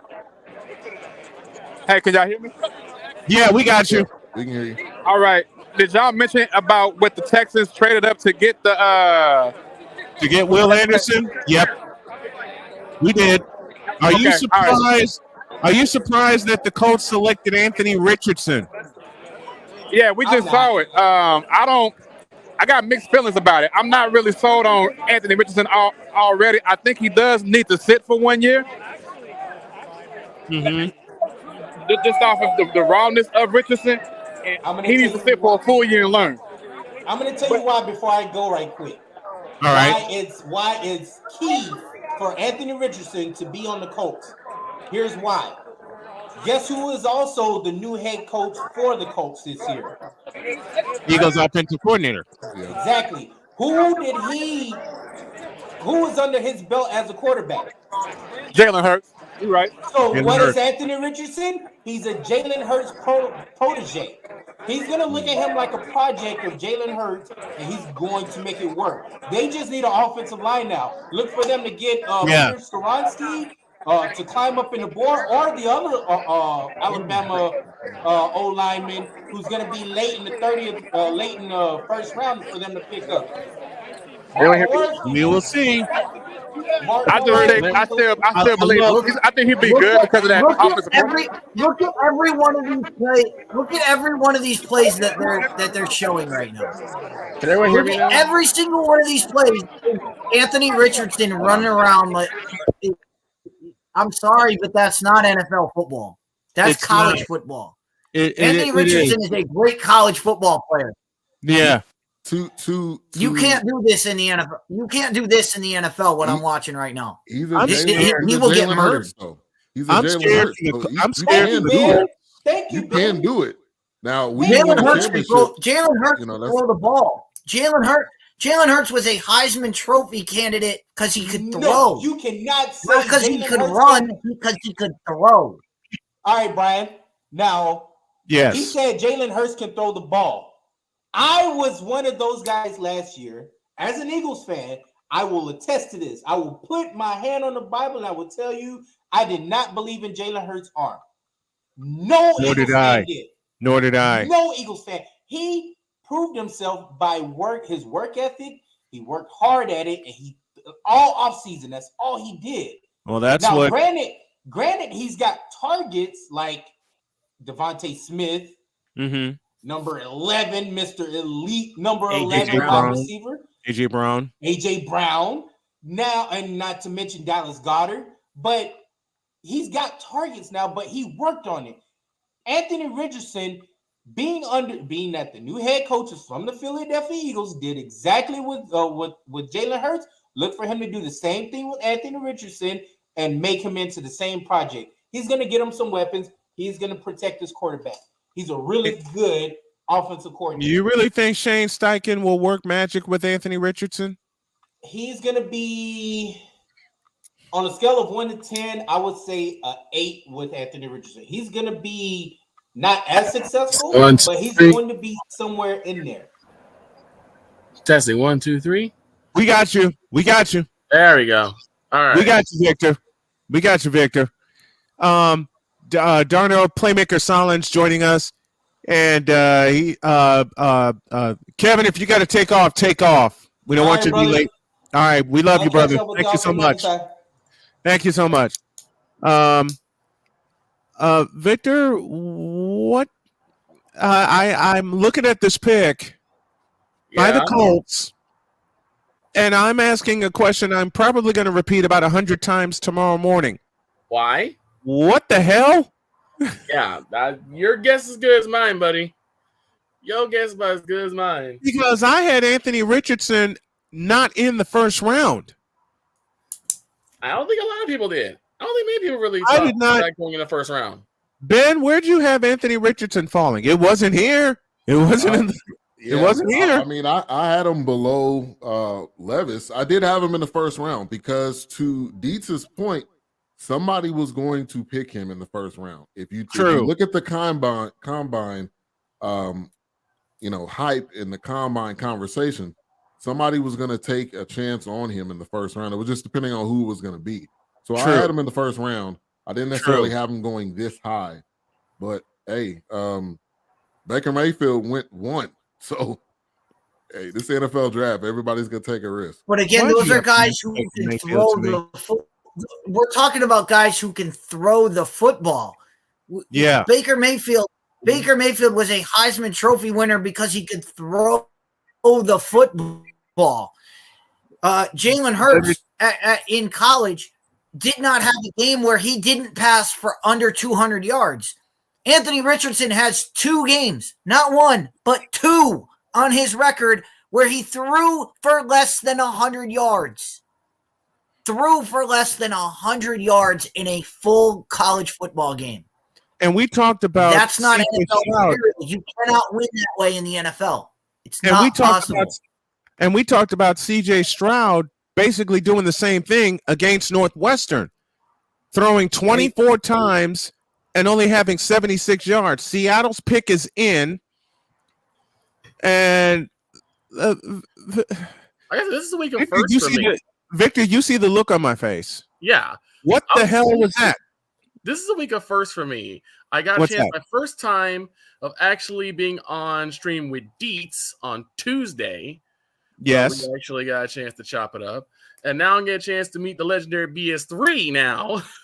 Yeah. Cowboys Nation, man. Okay. Yeah, man. You guys are functioning, thinking, critical thinking Cowboy fans. There's a huge difference between the 3 that I have on the panel with me talking about Cowboy fans and Cowboys Nation, which is headed by the rest of Cowboy Nation, which is headed by Screaming A. Smith. Do I need to say anything else? I couldn't agree with you more about the fact that the Cowboys have the wrong coach. I mean, we are still dealing with Pennywise the Dancing Clown. We have not got him into the deadlights yet. He has not gone in by the way of the sunken place. We need to get rid of him. He needs to go. He said, gone by the way of the sunken place. Yeah. You realize, Victor, I'm going to use that tomorrow. You realize that? Yeah. He's. I got to use that. They put it all in his court. They put it all in his court this year. There's no excuse. Because I shouldn't ask why. I was thinking to somebody else, but they put it all on him when he signed the dotted line. Did they not? They did, but now they put more. They've put more on him now. That if you want to blame whoever, now with all the balls in your court, what are you going to do? You know what? The last play of the NFC Division playoff should tell you everything you need to know about Coach Pennywise. I agree with you. Because you had 2 shots to change the play. 2. You had the whole second half. You couldn't seem to figure out how to score in a game that you were in. And they only had 6 points in the second half? Yeah, both field goals. Horrible. That's horrible. Both field goals. What lost the game was in the second quarter. First and 10 inside the 20-yard line. Seattle takes a cornerback, Devin Witherspoon out of Illinois. Let me get Dietz's thoughts on that pick. Wow. They obviously fell in love with this kid. They fell in love with the speed that they saw at the combine. I've been up and down with corners in this draft. He's 4th or 5th on my cornerback list. Just from watching him play this year. He's a first rounder now. And he's got a lot to prove in Seattle. And he's the first one off the board. I mean, where's Jay Spivey when we need him to talk about J.C. Horn from last year? Yes. This is J.C. Horn 2.0. That's all it is. And what we do with the combine is that we just think, they did well at the combine. That's going to equal them playing well in the league, and it does not always work out that way. Well, yeah, but you're not fast though. You're not fast when you're at the combine. Right. Just because you run fast against 300, 400-pound linemen, and you said something, Victor, that is so key. They're out of pads. They don't have pads on. They're not facing any opposition in the combine. I'm not saying that it's not at least somewhat of a decent indicator, but it's not going to be like a full-on simulation of what's going to happen when it's week 1 and it's going to be you versus that entire defensive line or that entire defense as a whole, whether it's corners, safeties, linebackers coming at you with blitzes, 8 in the box. You don't have what they're going to do on that in the combine. See, what we need to change in the combine, and I believe they need to change this immediately, is installing game situations in the combine. They need to install game situations in the combine because that's the only way I believe you can measure what a player is going to do for your team. Am I wrong? No, like have a goal line situation where it's like, first and goal on the 2 or first and goal on the 1, and see what happens. And put a defense on there that's either going to do a full blitz or maybe no one would participate because I'm telling you right now, no anybody who has an idea of being a top level pick would never show up for that. They would be scared of getting hurt. I'm just saying right now, if you're projected to be in the top 10, there's no way you show up to put pads on and anywhere near the combine. And that's not the combine is not people get mixed up on what the combine the point of the combine is. The point of the combine is not. I've talked about this for years about the combine. The combine is what it is it's a chance for these guys to show their greatness. And when you watch coaches at the combine teaching the drills, hey, we want you to do it this way. This is what scouts are looking for. We want you to be good. They stop the play. If they see something wrong, they'll stop the play, go up to the kid and say, hey, here's what you did wrong. Do it. The scouts here can see that you can do this right. Yeah. That's what the combine is for. It's to make the prospects look good. It's not to highlight anything else other than the greatest parts. And that's why you need to take the combine with a grain of salt. You need to take the combine. Yeah. What the combine should do is match what you've seen on film. On film. If a guy comes out and he's wicked fast like Devin Witherspoon here, you need to go back to the film and go, all right, why didn't that transfer to the season? Or you go, all right, I see why he's good in press coverage because he's that fast. It matches. Yeah. All right, good. Move on. If it doesn't match in either way, like if all of a sudden he ran really slow, you would go, all right, let me go back, look at the film, see why he looks faster on film. Let me go see why he actually why we have a discrepancy. That's what the combine is for. It's to match what you see or to define what you're seeing. And that's the problem. People don't go back to look at the film.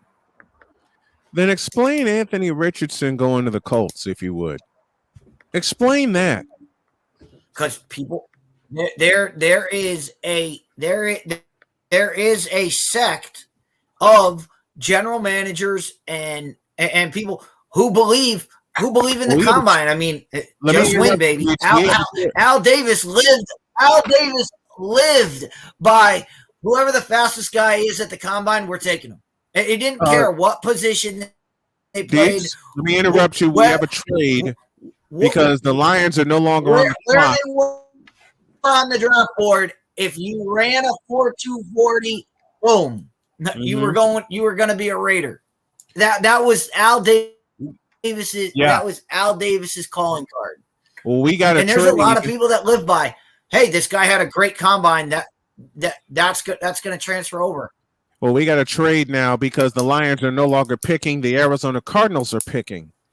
This is where I think they make a move for a wide receiver. We will see in a couple of moments. We'll see if this is the first wide receiver off the board. Well, I mean, are y'all surprised?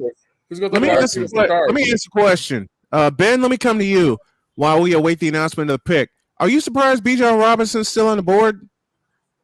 No, I'm not surprised at all. Okay. I think, the running backs have been devalued in the league. It really shouldn't be a running back going in the first round, right? Unless you're like an exceptional talent, like Adrian Peterson back in the day. Yep, Adrian Peterson, or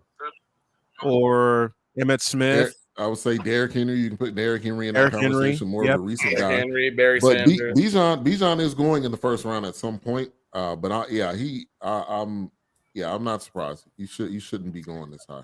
Yeah, I'm still questioning who's going to actually throw to these receivers on the cards. I don't know who their quarterback's supposed to be.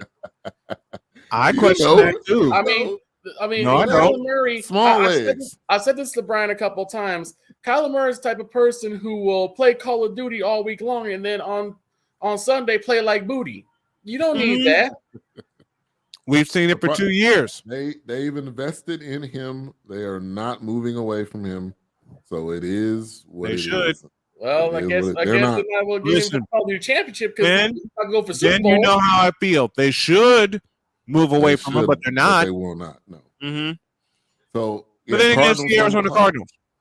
I mean, the top wide receiver, as far as the big board, would be Smith and Jigba from Ohio State.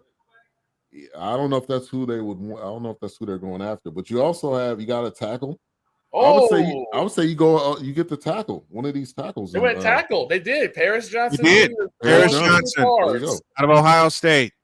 There you go. Okay, that makes sense. He was it one makes I a was lot hoping of sense. the Bears would pick up. Actually, he was actually one I was hoping the Bears would be able to Yeah, pick that's up. one Victor mocked at 9 for the Bears. Paris Johnson. Because you need a tackle for the Bears specifically. You need either a guard that can open up a hole for a sprint, or someone who can seal off a corner for like a toss play. Yeah, Because you need someone who can help seal off that corner for a lot of routes that are going to go, in between the sidelines rather than in between the numbers. Yeah, And they went O-line. That makes sense. Now the Raiders are on the clock. The Falcons are next. Yeah. So has the draft gone to plan for you guys so far outside of the 2 trades we've had so far? Let me come to Ben first. Has the draft gone to plan for you?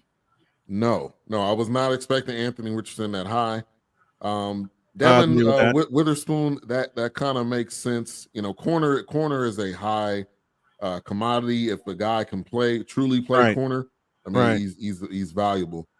So no, it has not gone to corner. Yeah, Tom's got to check out. We'll be ending our stream with them at 10 Eastern Time, 7 Pacific for wrestling program. Thank you, Tom, for checking in with us. We're staying with everybody else until the first round completes. We're at number 7 right now with Atlanta waiting in the weeds. What do the Raiders do? Let me come to Victor first. What do you think the Raiders do? Oh, Raiders. Honestly, I would say Raiders could either go maybe a receiver, possibly a tight end. We haven't seen any tight ends really be talked about, so possibly a tight end. That's a good point. They don't have Waller anymore, so that's a good point. And that tight end should be Tucker Kraft out of South Dakota State. Yeah, that's not happening though. I know. These people are in love. These people are in love with these tight ends. Ben, logic. Okay. Logic, yeah. I say logically it should be Tucker Kraft out of South Dakota State. Now you and I and Victor and Deets both all know it's not going to happen that way. Right. Yeah. Oh, this is a big. Now here, don't they have? Is that guy's name Foster? Not Monroe. Miro. I think is he still with the Raiders? Yeah, he's still with the Raiders. I'm assuming he's probably going to be the starter. Are you talking about Hunter Renfrow? No, there's a guy named Foster Miro. I think he's probably. Let me look at their depth chart real quick. Austin Hooper, as of right now, would be their starter. They're starting tight end. Well, Hooper's getting the keys day one to tight end. You're talking about Foster Moreau. That was the guy last year. That was the guy last year who filled in for Waller while he was hurt, and absolutely made Darren Waller expendable. So because he filled in for Waller, it made Waller expendable. Was Waller expendable because of his injuries, Deets? Injuries, and because they have two guys right, but they have 2 guys behind him that can fill a spot. They moved him to save cap room so that they could bring in Jimmy G because that cap they needed that cap space for that. So it made sense to get rid of Darren Waller. I mean, plus I think he had when you look at a team like the Raiders, I don't think the Raiders really need any offense. I think this pick is Jalen Carter. I think it's Jalen Carter from Georgia. Well, like I said, defensive tackle, the number 2 guy on a lot of people's boards. So you look at what the Raiders were last year. The Raiders were fine on offense.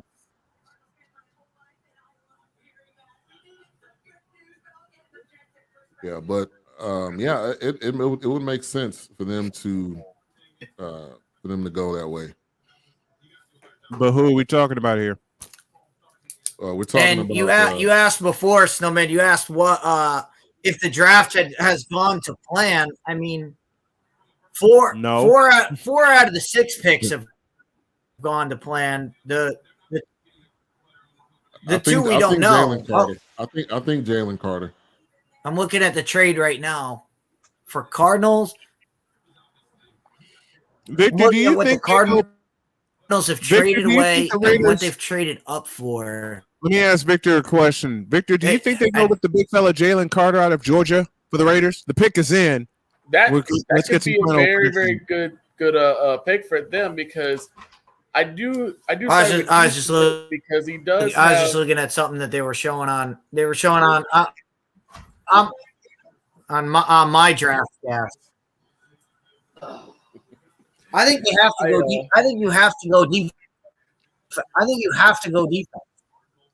Yeah, I was gonna say I do agree with Dees that that's a really good thing that you can do is go defense and maybe put another guy who's a good pass rusher. Yeah. And probably put some pressure on quarterbacks because we haven't really seen that tough dog defense of the Raiders. I side with me too. Jalen Carter is a beast. Yeah, he is. He is absolutely a phenomenal athlete for how big he is. Yeah, so if they decide not to go offensively with the tight end, and I think Jalen Carter would be a good option too. Right. Pick is in. Let's see. All right, let's see what the pick is. I'm waiting to see what the Jets and Packers do at 13 and 15. We know the Raiders already have that. They have a great pass rusher there. You get a guy inside. You look at what the Raiders did last year. They just couldn't stop anybody. No. They couldn't stop anybody. Yeah. They had a lot of close games last year. Mm-hmm. But that's been the story for them for a couple of years now. Longer than that. And I feel for Garoppolo, and I got one reason why and one reason only. You know, Cole asked me after the trade was done how I think Jimmy Garoppolo will fare with the Raiders. And my response is simple. He'll be fine if Josh McDaniels isn't calling the plays. Maybe too late for that scenario. I was going to say find the line. I don't know about that one. Hey, he wants his hands all over that offense. He does. He really does. Why do you think I said find the lie? I'm interested to see what happens here after the Raiders. The Atlanta Falcons. This will tell us a lot about what. Oh boy. Folks, while we got the Raiders on the clock, please help me welcome Michelle DeMaria from the Be Daring Foundation. We're going to do a radio show and a podcast together, and she's my Arizona Cardinals insider. Good evening, Michelle. Hi, how are you guys? Good. Good to have you with us. Are you surprised that the Cardinals traded down? Yes, I was, but I had a feeling it has to do with Hopkins. He'll be fine with Josh McDaniels. I think a lot of this has to do with Hopkins. They did a pretty good job in New England. The pick is they did pretty good in New England together. So the Raiders they do have a history. Raiders pick is Tyree Wilson out of Texas Tech, 6'2", Let me go to Michelle really quick. Michelle, how do you feel about this pick that the Raiders just made for picking Tyree Wilson out of Texas Tech? Your thoughts? I'm excited to see him play. Like he's got a lot of talent. I'm excited to see what he's going to do. Definitely. Good, very good. Ben, to you, your thoughts?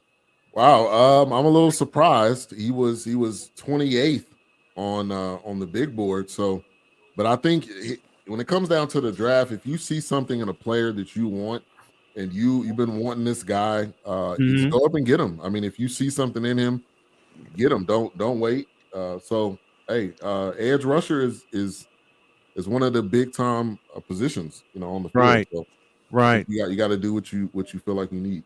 The Falcons are on the clock next. Let me go back to Michelle and get her thoughts on the Arizona Cardinals dealing so far in the draft. What do you think? I had a feeling Kyler was going to influence our first round pick. My gut told me that if we didn't trade Hopkins yet, Murray was going to be a huge influencer on who we picked. I'm excited. I forgot his dad played for us, so it'll be exciting to see what he can do for this team. We're in a lot of hot water right now, unfortunately. I hope we can swim our way out of that during the offseason. We'll see. But, I'm excited to see him play. I think he's going to do great things for our offensive line. He's definitely going to help keep Murray protected, which is what we need because we don't need him getting hurt again. Yeah. Yeah, we don't want to see Murray getting hurt again, but it brings to mind how badly the Cardinals need an offensive line, and they need an offensive line badly. This has been like our prevalent subject with all the teams that are with everyone that's drafting here in the first round tonight. Atlanta's on the clock. They have less than 5 minutes. Let me get Michelle's thoughts on this. Are you surprised? And I know what Ben thinks and what we think about Bijan Robinson still being on the board, and running backs not being picked, not supposed to be picked very high. Are you surprised Bijan Robinson's still available? No. Quarterbacks are always big the first round. First round seems to go quarterbacks, offensive line, running backs right now seem to be later on in the draft. I'm not sure why, but I think right now there's a lot of really good running backs. Teams are looking for young quarterbacks to mold, like Patrick Mahomes, and because there's a lot of up and coming quarterbacks, they're getting older, and these teams have got to get the young ones in to start molding them, to start getting them ready for taking over the teams. Well, there's two of them right now that went 1-2, like almost everyone predicted. Bryce Young to Carolina, C.J. Stroud to Houston. Let me get your thoughts on Bryce Young from Alabama going to Carolina. Are you surprised? What are they going to do? How are they going to mold an offense around Bryce Young? Panthers are like the Cardinals. They need to revamp their offensive line. I think bringing him on board, he's got a lot of talent. He's raw. And his dad with his mental health is huge. Being able to help him mentally, I think that's going to play a huge role when really designing that offensive line around him.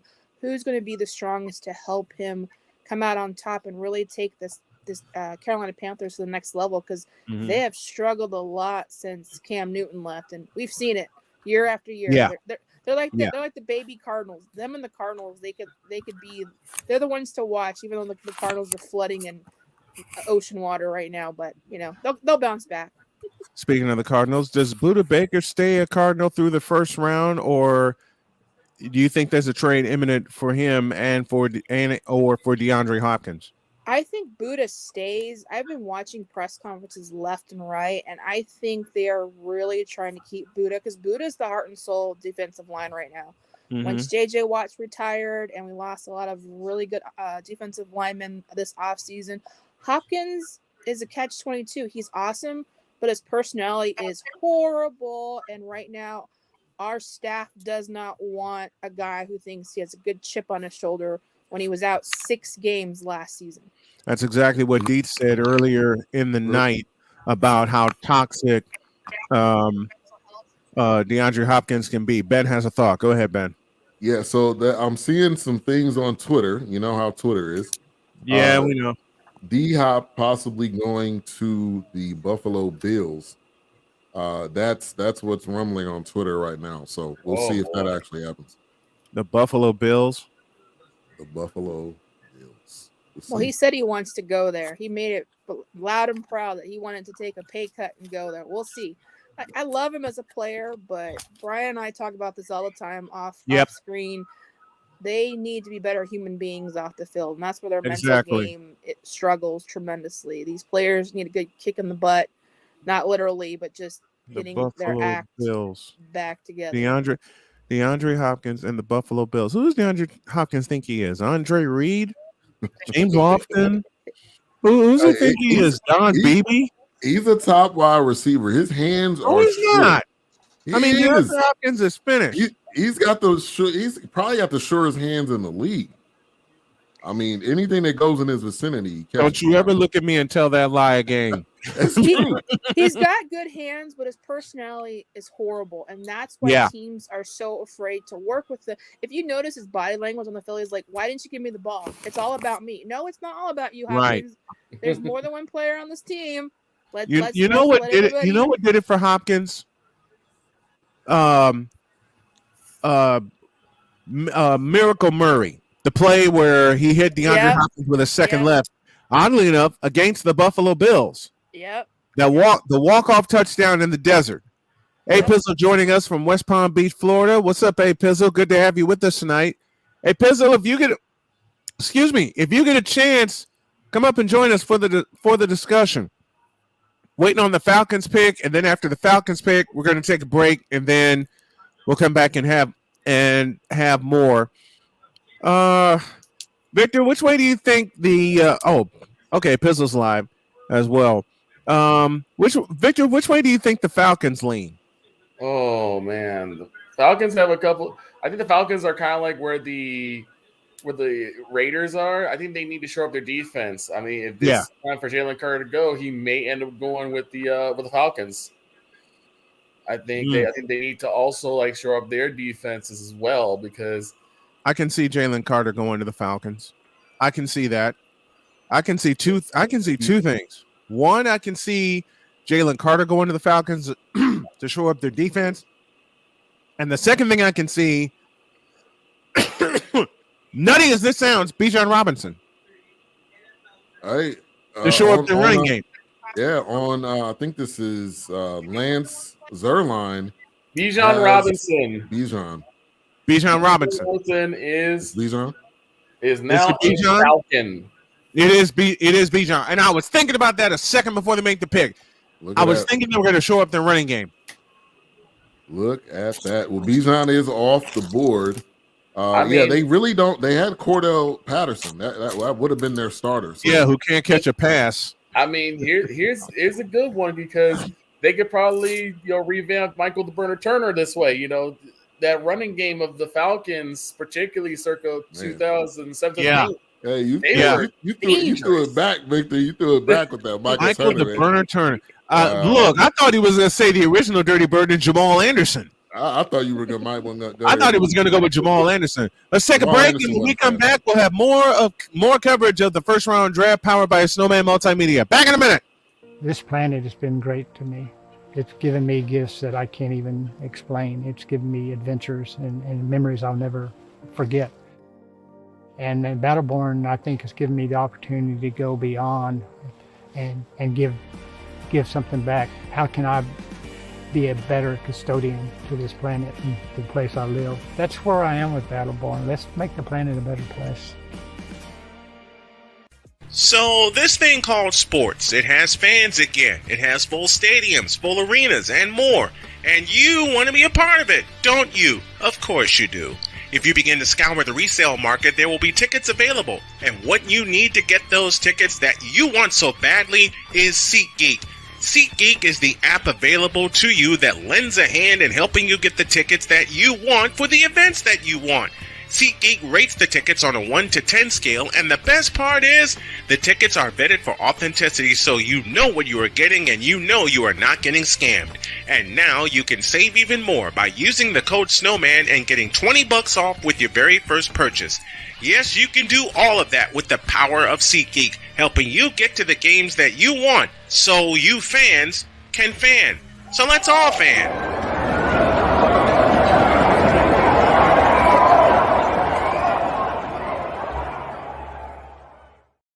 I blinked for a minute, and Philadelphia's picking next. And the Bears and Philadelphia just swapped picks.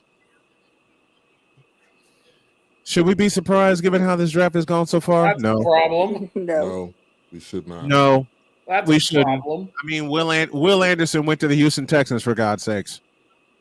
Look what happened to the Cardinals and the Eagles. They just lost 2 picks. Yeah. Their stupidity.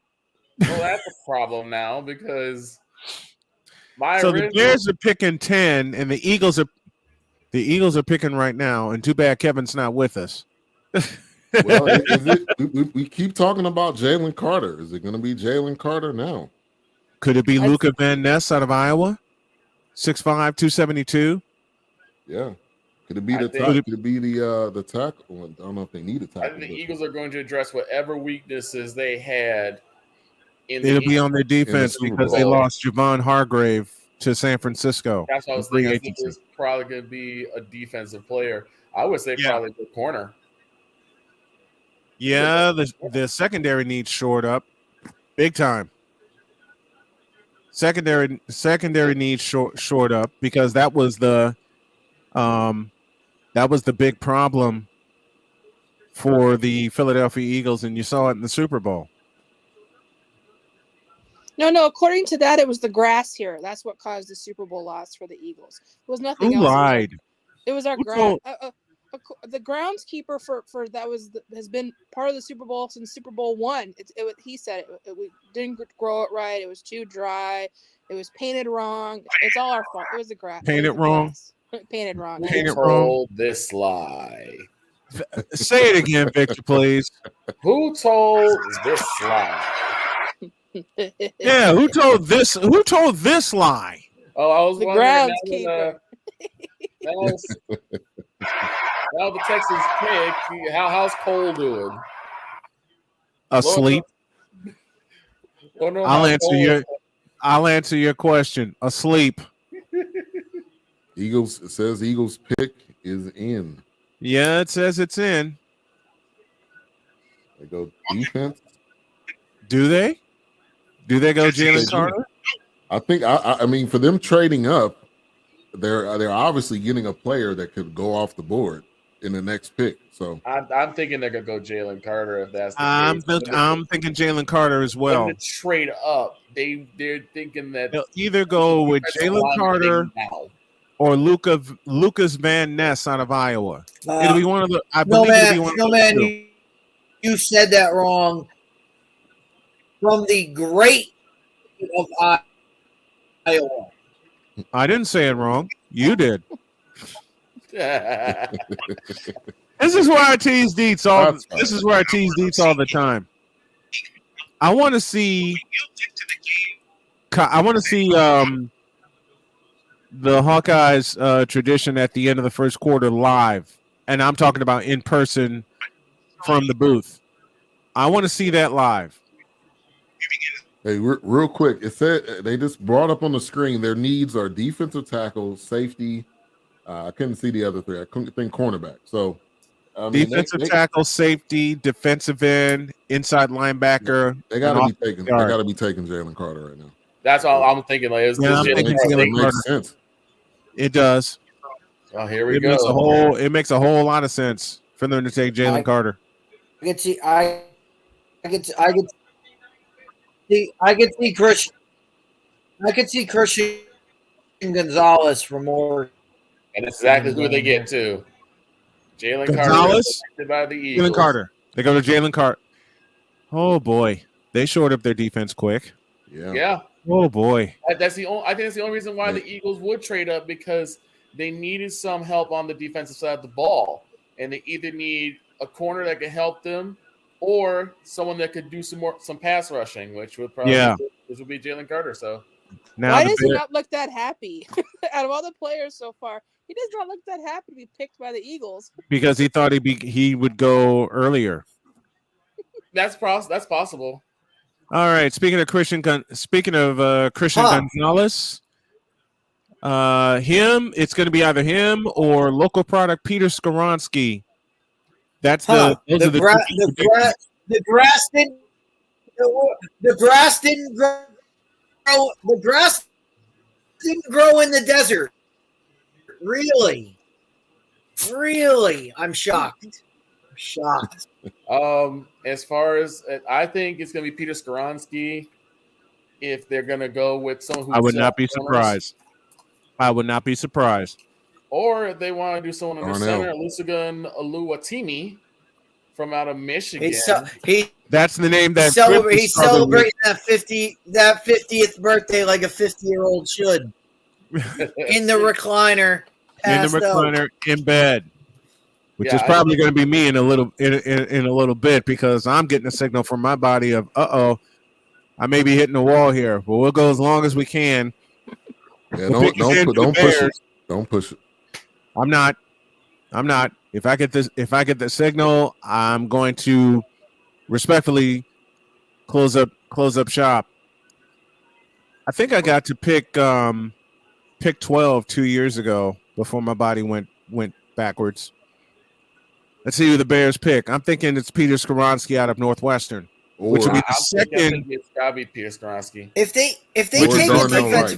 they take a defensive player here, we really have to question this move.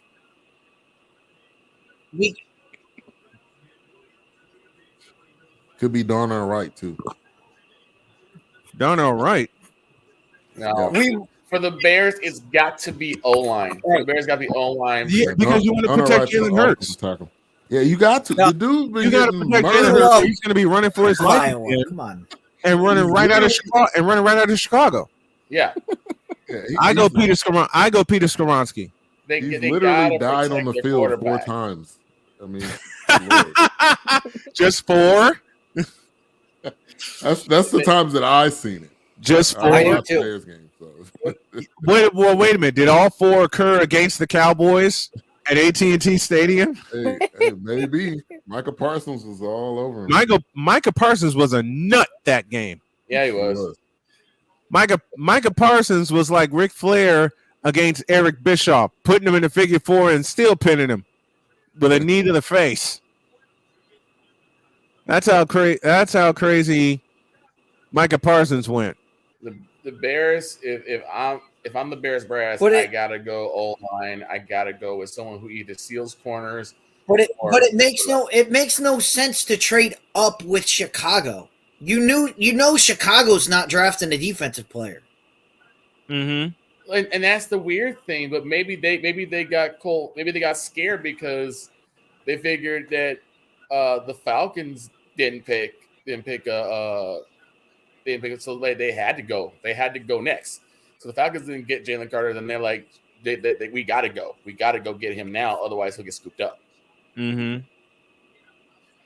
It's a weird. Right. Weird. Maybe they got scared and they said, let's jump the gun.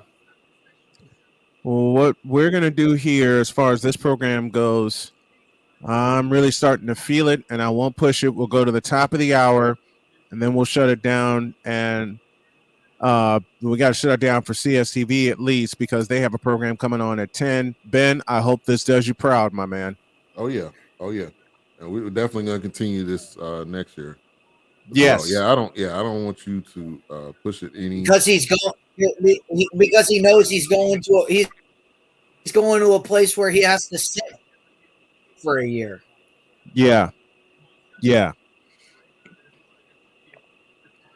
Okay. Anytime now, y'all can make the announcement. See, I hate getting notifications that the pick is in.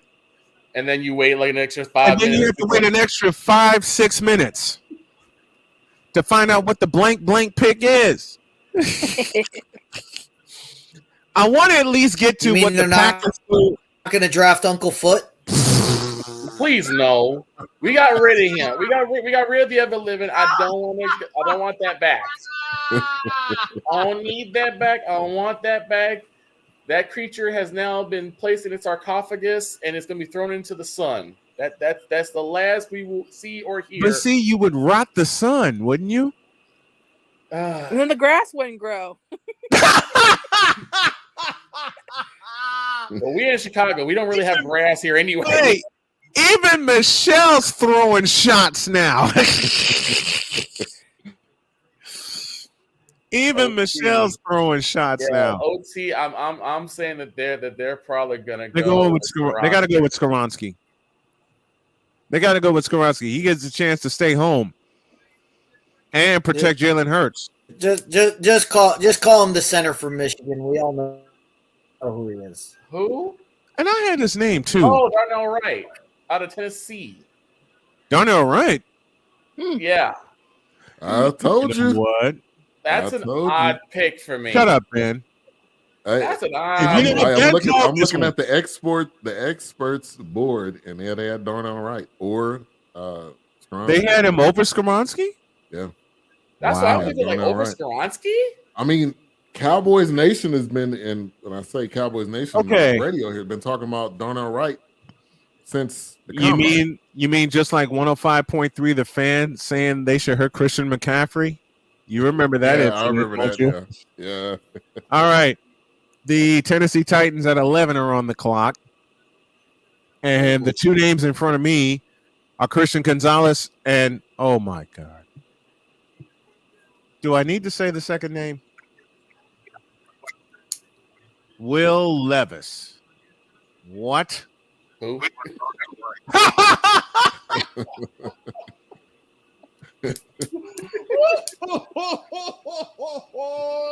We said this earlier, Snowman.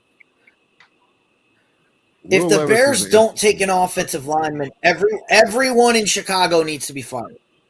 I Well, agree. they took an offensive I lineman. agree. I side with Dietz on that one. Well, they took an offensive lineman, and everyone gets to keep their job. So now Tennessee's that remains to be picking seen. 11. Tennessee's picking 11. Then it's Detroit, Green Bay, New England, and then the Jets. And I think that's where I'm going to cut it off. But we will continue this next year, and hopefully, Ben, we work it so we'll be there with a booth. Yes, that's doing plan. this live on location. That's the plan. Because I want to cover the combine next year in Indy. And I want to take my wife with me so I can get her inside of Lucas Oil Stadium. Don't forget, we got the NCAA here in Arizona next year. Oh, that's definitely on the board. Men's? Yes. We're on the clock, right? We're on the clock already for it. Yep. Phoenix, Arizona. Yep. And that's the second one they've hosted. The first one, of course, was 2017, where North Carolina won it all. So the Final Four is in Glendale. And I may be jumping the gun a little bit, and I hope this makes Ben smile, but we're making plans to be there, not only just for the Final Four in Phoenix, but for the Super Bowl in Vegas. I want Radio Row in Vegas. I'm Pick us in for the Titans. And let's see who they pick. Which way do they go? Let me go to Dietz. Dietz, which way do they go?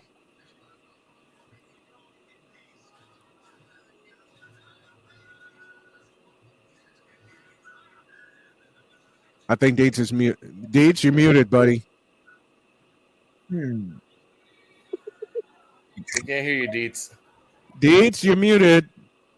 Probably you. because he's eating. I've been eating most of the evening. Ben, which way do you think the Titans go with the pick being in now? I think they go defense. I think obviously that their head coach, we know who he is, Mike Vrabel. So I think they go defense. Malik Willis is probably going to get the keys at some point, so I don't think they go offense. I think defense. And we've been talking about Van Ness, so you can say Van Ness, or you could also say who else would be there. Or they were scared of the Bear. They were scared of the Bears. We apologize for some of our connection issues. Let me go to Michelle. Michelle, which way do you think they lean? Which do the Titans lean? Defense. Definitely Think they lean defense. Who's your pick? Who's your pick? That's a tough one. I don't know. Be interesting to see who they pick. There's too many people, too many good players out there. Yeah, too many variables. Yep. See, and earlier this month, someone asked me why I don't do a mock draft. This is why. Yeah.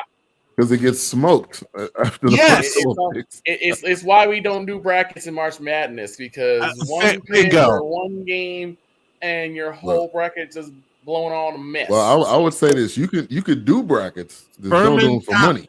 Furman Paladins. That's all I have to say. Yeah. Furman Paladins. Absolutely. And fairly. It's like we said before. It's these 15 minutes between the picks. I mean, this is where we discuss any and everything. This pick has been in for at least 5 minutes. Yep. Speaking of any and everything, Michelle and I got a little project going on where we're going to do a weekly radio show in the future. And the concentration is not only going to be on sports, but on mental health as well. This was her key. This was her idea. And she basically came to me and says, since you've been through it, I want you to spearhead it. And I said, okay, cool. And it'll be proudly presented by the Be Daring Foundation. And we will get y'all details as they come along. Okay, this pick has been in for a while now. I'm saying linebacker for the Titans. I say they go with Christian going Gonzalez out of Oregon. He's too juicy for them not to take, especially given the defensive problems they had the first half of the season. And their corners don't look that great. No, even Rhino couldn't get rid of Monroe. Watch me. If I gotta take classes with Mr. Bass on how to send people back Or to Justin Hades, Fields, I'll do so. Stop. You and Bass in the same. Wait a minute. I've seen that movie before. Yes, it's called you have. PSI Radio. Yes, you have. The fortunate thing for me is that you couldn't stop laughing. No. I'm still laughing now. You just don't see it. I'm still laughing. Y'all should play fantasy football with me, and then we'll see who's laughing at the end of it. I don't I'm not taking that bet. Shots. I'm not taking that bet. Shots. I've won 11 years in a row, and I'm the only woman in my. So Peter goes to Tennessee. Pete Skoronski. Oh Pete boy, Skoronski's going to Tennessee. I was wrong. That's what did Ron White say? That's profiling. And profiling is wrong. We'll have to see. I find this to be kind of a mistake on the Bears, but I would have went Pete Skoronski. All right, Detroit is next. They got a little over 4 minutes.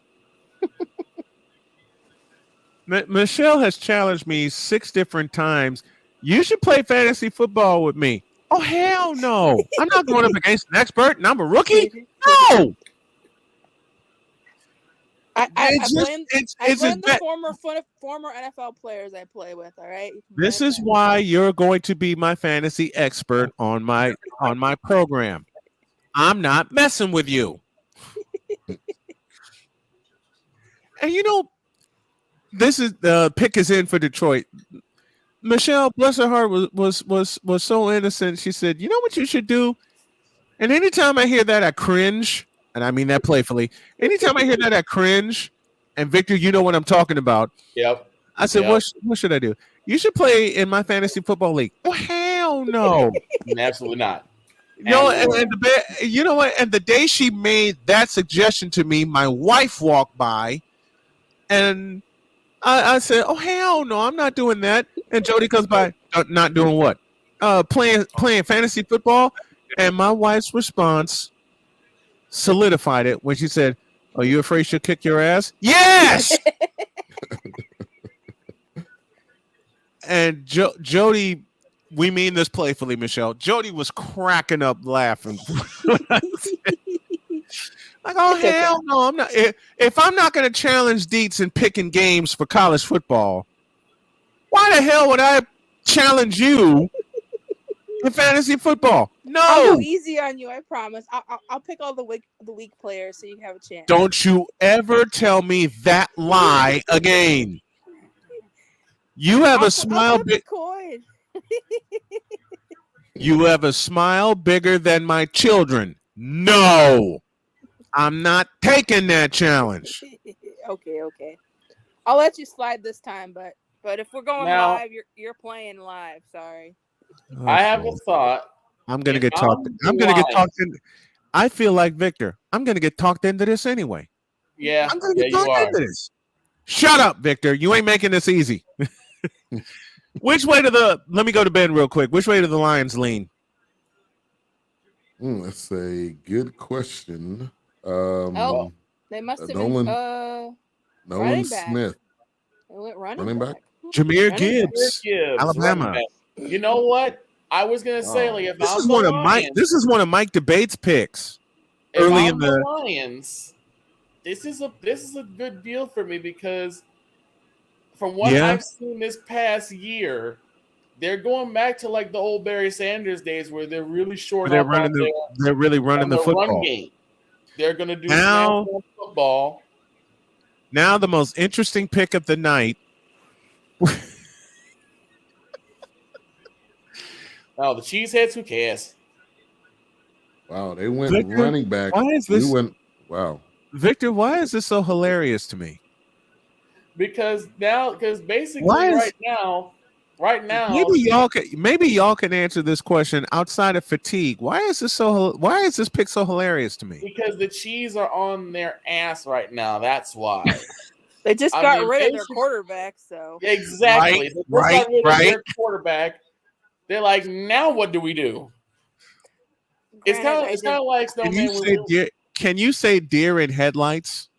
Snowman, it's kind of like when you go to a drive-through place and you just say, "Let me have," and then you're like, "What the hell do I want?" Pretty much. That's kind of where Green Bay is right now. This is what prompted that. Victor, our friend Craig, and a couple of others and I were covering a high school playoff game with Brother Rice High School, and we knew we had to eat something before we went live, and we had to be at the stadium 2 hours prior.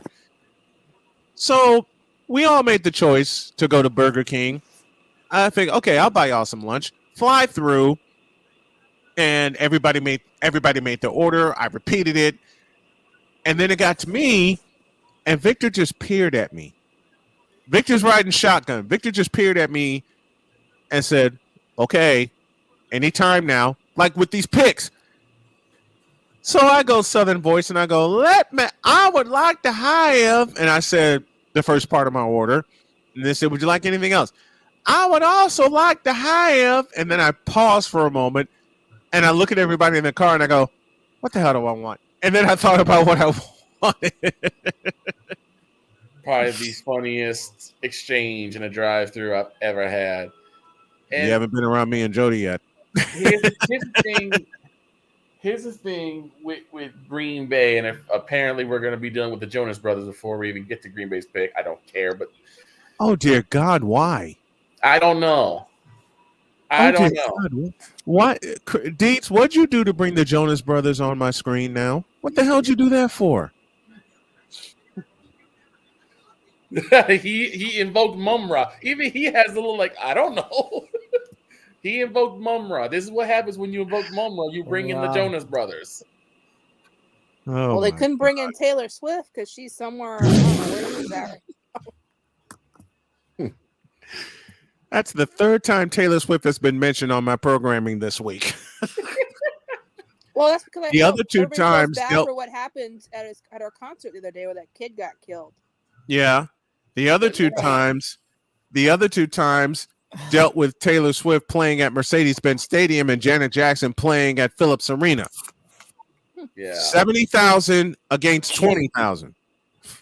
My question is this: do the Packers go receiver or tight end or tight end? Well, I mean, they still have. They need wide receiver, a tight end, a safety, outside linebacker, and defensive tackle. Those are their needs for a team that finished third for once in the North or in the NFC Central Division. This could be the opportunity for Kincaid to come off. That's the pick I'm looking at. Dalton Kincaid out of Utah. Or Njigba from Ohio State if they want to go receiver. Do they go receiver or do they go tight end? Which one? Because Jordan Love needs some targets. I'm gonna say receiver. I'm gonna say wide out because I don't think they've really shored up the hole that Devontae Adams Michael Mayer is still on the board too. Who's still on the board? I personally don't think that Michael Mayer, tight end from Notre Dame. Tight end, Notre Dame, right? Yeah. Mayer still on the board. Kincaid still on the board. Tucker Kraft. I think Kraft is going to go in the later rounds now.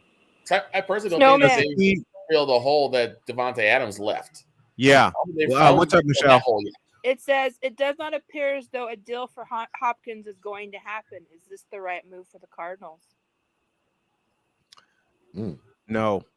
Other than getting no worse. No. I mean, because if you keep Hopkins around, like Dietz and I talked about, and you and I talked about, Michelle, how toxic does that locker room get? How much more toxic does that locker room get? The pick is in for the Packers. That's who we're waiting on right now. We got about 18 minutes left in our program, and I want to thank everybody that has signed in, tuned in, chimed in with us. And I'm definitely going to wind up crashing tonight because I'm going to be up at 6:30 tomorrow morning because we got a birthday to celebrate.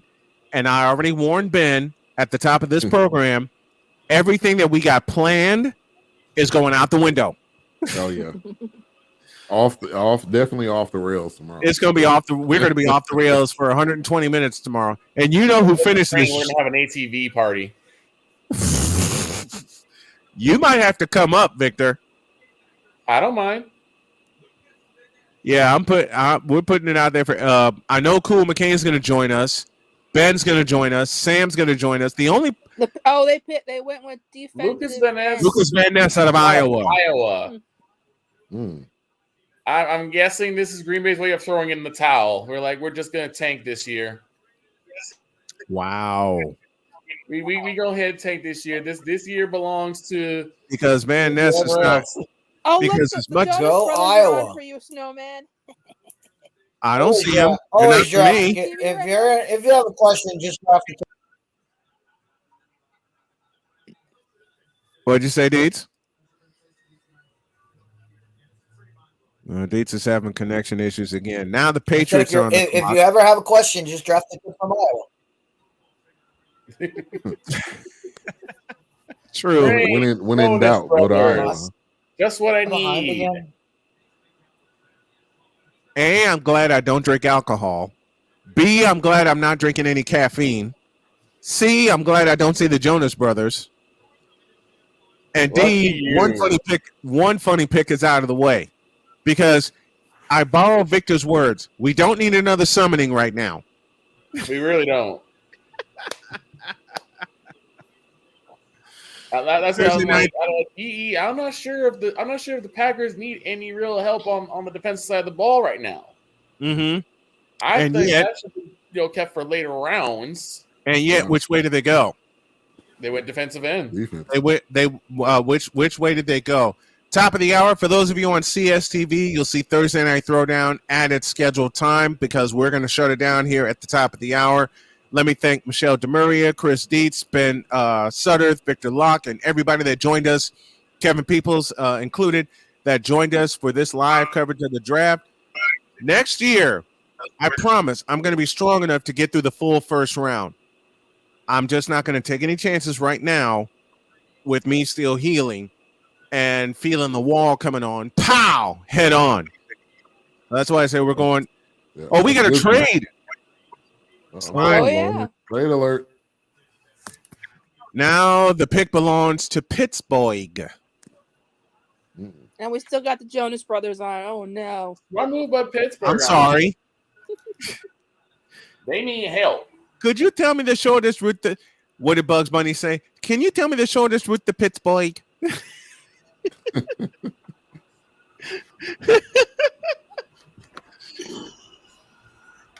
2 minutes left on the clock for the Pittsburgh Steelers.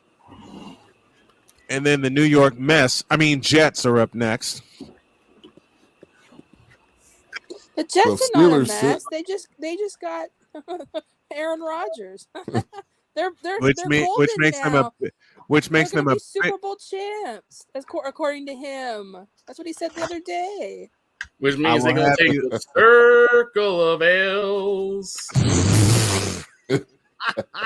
And it screws us all. Okay, he said now I finally see it. Why is looking a little lonely, so they need another one in there. So they're going to be Super Bowl champs this year. He predicted it. I'm like, yeah. Why are the Jonas Brothers up there? Because that's all they could afford. Because they spent all the money on Patrick Mahomes. The Jonas Brothers? We don't care about the Jonas Brothers. I love Patrick Mahomes, but his wife sometimes annoys me, so sometimes I have to go a cheap shot at him. I have much respect for him as a player, but sometimes his wife just gets on my nerves. His brother annoys me more than his. The one that's in trouble. Wife. That. Good God, my stomach hurts from laughing, and you're right, Michelle. My stomach hurts from laughing. The pick is in for Pittsburgh, and this is why I don't do mock drafts. This is why I don't do brackets. There's too much. That's why I don't do fantasy football. 'Cause I spent all the money on Patrick Mahomes. Which makes them a pitch. Mahomes, but his wife sometimes annoys me, so sometimes I have to go a cheap shot at him. I have much respect for him as a player, but sometimes his wife just gets on my nerves. The one that's in trouble. Good God, my stomach hurts from laughing, and you're right, Michelle. My stomach hurts from laughing. This has got to be. It's got to be offense. I mean, Listen, their defense. Michelle, pretty. I had my one victory year when my quarterbacks were Steve Young and Peyton Manning. I took my victory and I walked off. Okay, that's fine. So retire on top. Yeah, look, that's the only year that I played, and the only year I paid attention because AOL was my internet carrier at the time. when you had to exactly that sound right there. That sound right there. It took like so long for something to load. It would just go like this. A photo. And you were like, AOL Messenger too. Remember that where you had your cute little username? Oh dear God, yes. Yep. And you got the free Prodigy. Finally, disc. See, Prodigy kept pissing me off. Okay, because as soon as you would lock into it, it would kick off, wouldn't it? And it's and you had to use your phone line. So if someone made a phone call, you were dead. You were screwed. You were screwed. And if you weren't supposed to be on the internet, and your parents found you on the internet, and you're really in trouble because you couldn't hide it, you were a dead duck. Yeah. You a dead duck. Finally, we got smart and told AOL.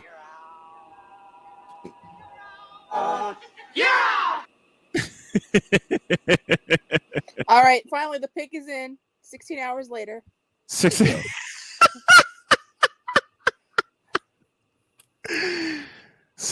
hours later. Roderick Jones. Out of Georgia. Roderick Jones. A lot of these trades are like, hey, we'll move up one spot or we'll move up like 2 spots. This is such a weird draft for people. Mm-hmm. They're like trading just to get one spot ahead, or like Philadelphia did. We'll just swap spots. Swap places. So this guy's nickname is Mr. Jewelry. I'm gonna call him Mr. Jewelry. Have you seen how much ice this guy has on? 2 rings, 2 bracelets. It's gonna be Mr. Jewelry. Mr. Jewelry just got picked. With snakes all over him. I don't see the jewelry. I see snakes. No, if you look in the little corner, he's got 2 rings on his left hand. See it? Yeah, I see it. That ice, that's a lot of ice right there. Mr. Jewelry just got picked. That's his nickname, Mr. Jewelry. This man got. Let's just hope his performance doesn't everywhere. Let's just hope his performance doesn't have the Steelers telling him. But let's hope the snake doesn't come in the locker room with him either. You like snake? Look, the problems we've had with AOL led to this, and eventually, it led to that. Oh. Here's one sound I'm going to play a lot for Cole tomorrow. You tripping? Well, in 6 minutes, we're gonna have to find out who Mr. McCoffey's team picks now. And that's 6 how about that? The Jonas Brothers. And there are still Jonas Brothers on my screen. I'm not the Jonas Brothers on my screen. Wait a minute. And I'm not seeing the Jonas $1 million Brothers. Question. Wait a minute. And I'm not seeing the Jonas Brothers. So I'm saying. Yeah, lucky you. You can't get more natural than that, man. I got a few minutes. You got the sound, but you got the sound bites going tonight. Come on, Ben. You already know I have this handy, and I got a few minutes left, so I may as well empty the chamber. This is for everybody. With the Colts pick earlier in the night, all I have to say is.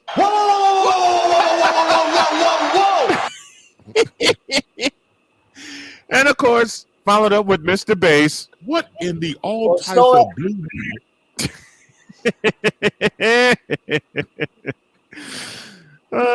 Snowman, you better stay up. You better stay up for one more pick after this Jets pick, because your sports sensei partner is going to be coming for you based on the next we'll go as far as the Redskins, and then I got to wrap it up. The Washington effing morons, thanks to Wise. Not even the Washington morons, the Washington effing morons. Thanks to Wise. Yep. The biggest reason I got to wrap it up at the top of the hour because tomorrow I'm going to be hearing. Mister, will you please wake up? Yeah. Better get that rest. I have to. I gotta get my rest tonight. It's a celebration tomorrow. Yep. It was bad. I didn't think it would. I thought it would take a lot for me to convince Jody to record that liner for me. All she did was look at me and go, "Okay, how do you want it?" And then, Mister, will you please wake up? And I worked it into the intro. It worked out. It worked out perfect. And then Cole took over and worked Ben's. And if I see Kurt 2 Chainz cousin. Who told him to put those chains on? I don't understand why he had all that. The chains weighed more. The chains weigh more than him. You saw how he had to droop his neck before because he had so much ice on. Yeah, somebody told. So one of his teammates said, "Hey, put this on. This would look cool." And they took it didn't look cool. It did not. No, it did not. And they took a picture. It looked like a sketch comedy of In Living Color or again Carrey with a bunch of chains on. Right. Again, you say Jim this. Carrey with some chains on. Yeah, exactly. You say this again. You say this to we teased this. We teased this earlier, and the Jets are on the clock and the chair. The Jets get Aaron Rodgers. And are they any better than they were yesterday? No. Hell no.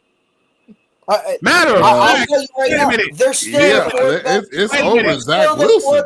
Yeah, they're better than wait. Let me answer this. Let me answer this question the right way. Excuse me. Let me answer this question the right way. And this is a nighttime version of this. Hey, yo, Bishop, are the Jets any better with Aaron Rodgers? Hell no. To the no, no, no. Hell to the no. Hell to the no. To the no, no, no. Okay, what'd you say, Deets? Because I knew you were gonna go somewhere. He already asked the question. They get Aaron Rodgers. They trade for Aaron Rodgers. They're still the 4th best team in the AFC East. Boy, they trade in I one will- mess for another mess. I will do it again. Mr. Bullwinkle, are the Jets any better with Aaron Rodgers right now? Hell no. To the no, no, no. Hell to the no. Hell to the no. To the no, no, no. I'll put it like this. This whole thing with Aaron Rodgers was almost completely identical to LeBron-mania circa 2010, 2011, where everyone was wondering where he's going to go, and everyone who had a brain knew he was going to Miami. Everyone with a brain knew Aaron was going to the Jets. My next one's for Michelle. So Aaron Rodgers said they'd be Super Bowl champions. Why the you lying? Why you always lying? Oh my gosh. Stop lying. Oh. That's a classic one. That is a classic. I just. All right, Snowman. Pick us in. I gotta head out. All right, Michelle. I will chat with you later. Thank you, Michelle. Thanks for joining us. Yep. Appreciate you. Bye. All right, bye. And pretty soon I'm going to be jetting out myself and shutting this one down. Pick us in for the Jets. I feel like offense or defense? Offense. Yes. They really. I don't know if they can go wrong with any pick In right 4 now. words, Mercy, they need help. Ben, guys, in 4 words, these are the Jets. Hey, the first tight end may come off the board. That's true. Kincaid, That's true. Hell no. To the no, no, no. Hell to the no. Hell to the no. To the no, no, no. Listen. That's my favorite part right there. Wait. The first tight end may come off the board. Wait, did you say the first tight end may come off the board to the Jets? Why the you lying? Why you always lying? I know that's one of your other favorites, so I had to give you that one. Appreciate that. Wait a minute. I'll give you another one. The Jets drafting a tight end?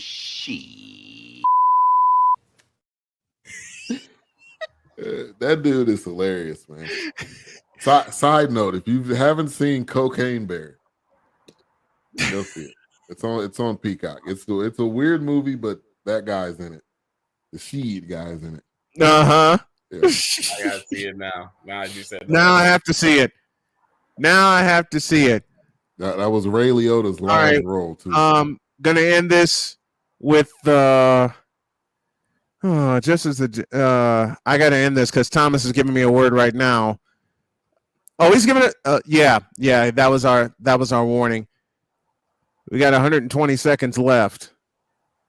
Well, looks like we're finally gonna get the pick for the Jets. All right, let's hear it.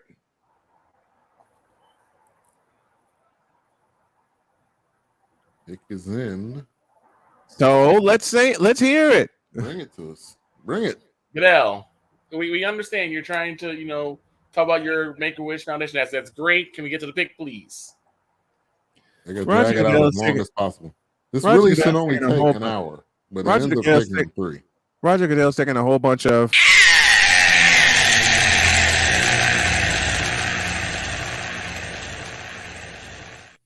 Name a year he has not taken L's.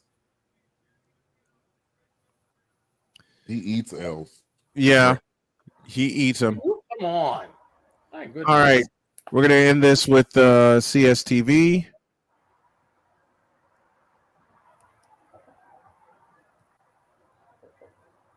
All right, CSTV is off the board now, so we're gonna stick around a little bit. We're gonna stick around a little bit more.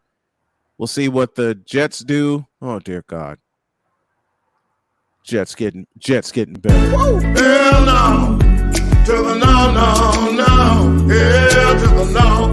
Hell to the no. To the no. Listen. Oh Ben, this one's for you, Will McDonald. Will McDonald. Outside linebacker. What is he? A linebacker. Dear New York Jets. Expecting that. Dear New York Jets. Coffee. Dear New York Jets brass. You're fired.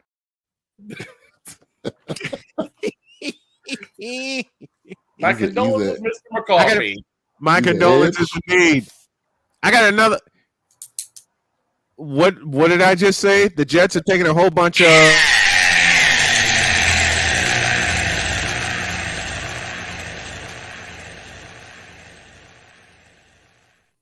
Oh goodness. Oh goodness. Lord have mercy.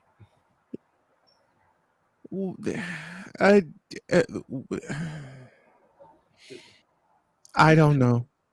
I really don't know anymore. I really don't know.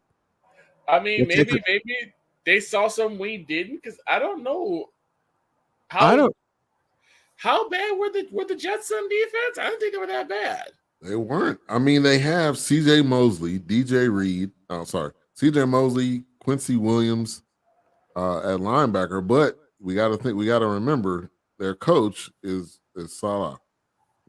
Salah is the defensive-minded coach. It kind of makes sense that they would go defense, even though I thought they would have went. They could have went tight end. I mean, the pressure was tight end. Right?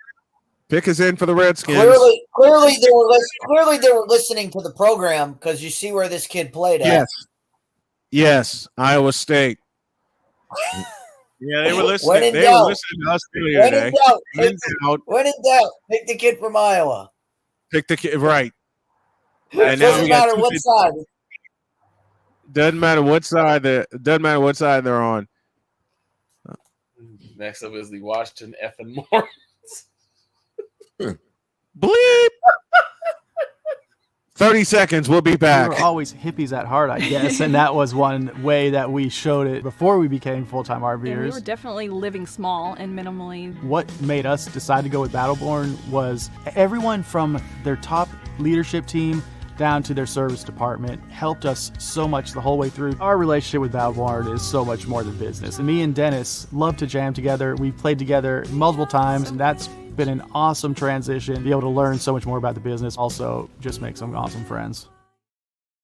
We're still waiting for the Redskins to announce their pick. And I like Victor's version better. The Washington effing Morons. Thank Wise. And now Wise has his opening graphic. He has his visual. He has his visual. He has his visual. Wow, we got a moment. I'm really going to make Ben laugh with this one. This moment of bronze sexual stupidity is brought to you by Hooked on Bronix. When you start talking like an idiotic bronze sexual, Hooked on Bronix can set you right. Call 1-800-YO-KANG. Real LJPN. Now approve all this. I had to. Cold. The hat keeps getting me every time. Man. Yeah, Yo-Kang. First time I heard that, I almost veered off the road laughing. Yeah. The hat always gets me. Every Gets time. you.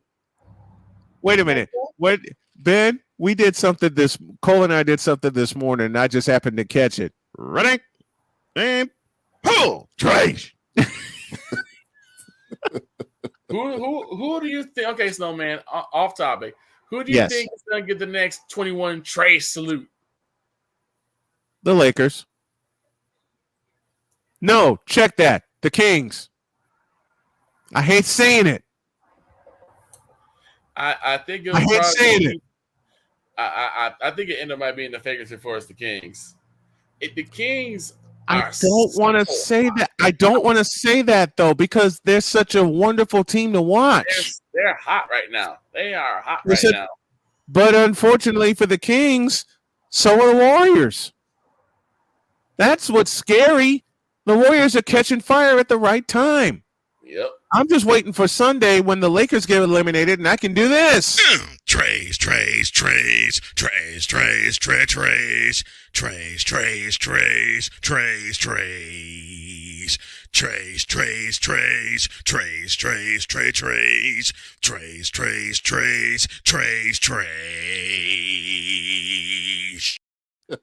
Well, the Grizzlies got to get the next game before we can get to that. I know. Don't remind me. I know. While we're waiting on the Redskins pick. This moment of bronze sexual stupidity is brought to you by Hooked on Bronix. When you start talking like an idiotic bronze sexual, Hooked on Bronix can set you right. Call 1-800-YO-KANG. Real LJPN. Now approve all this.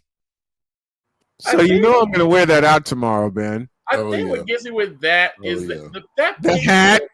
The hat. It's not just the hat. He looks like he's trying to cosplay as Stevie Wonder, is what that looks like to me. You nearly made me spit my water out. Shut up. That's what it looks like to me. It looks like he's trying to cosplay as Stevie Wonder. See, and Dietz is just so comfortable right now because you muted again, Dietz. I'm not muted. I'm just okay. off. You're just off. Oh, here yeah, I'm not muted. I'm good. It's just my internet goes in and out, so it's. But that's why I'm in the war room.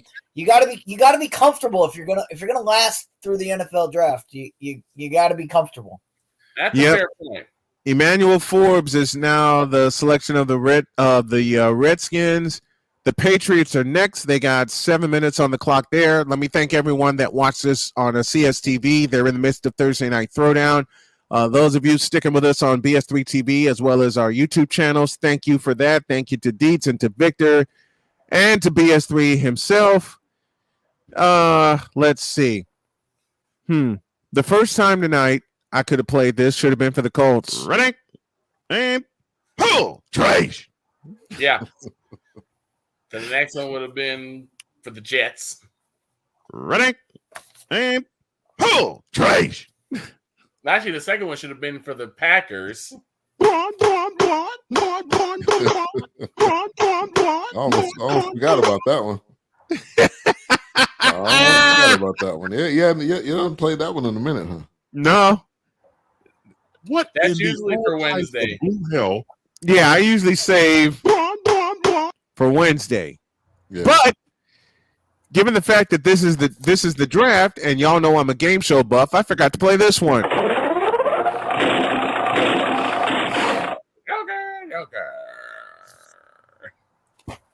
That's a little Joker's Wild for you. Does it? Huh? I can't do like how Cole does it.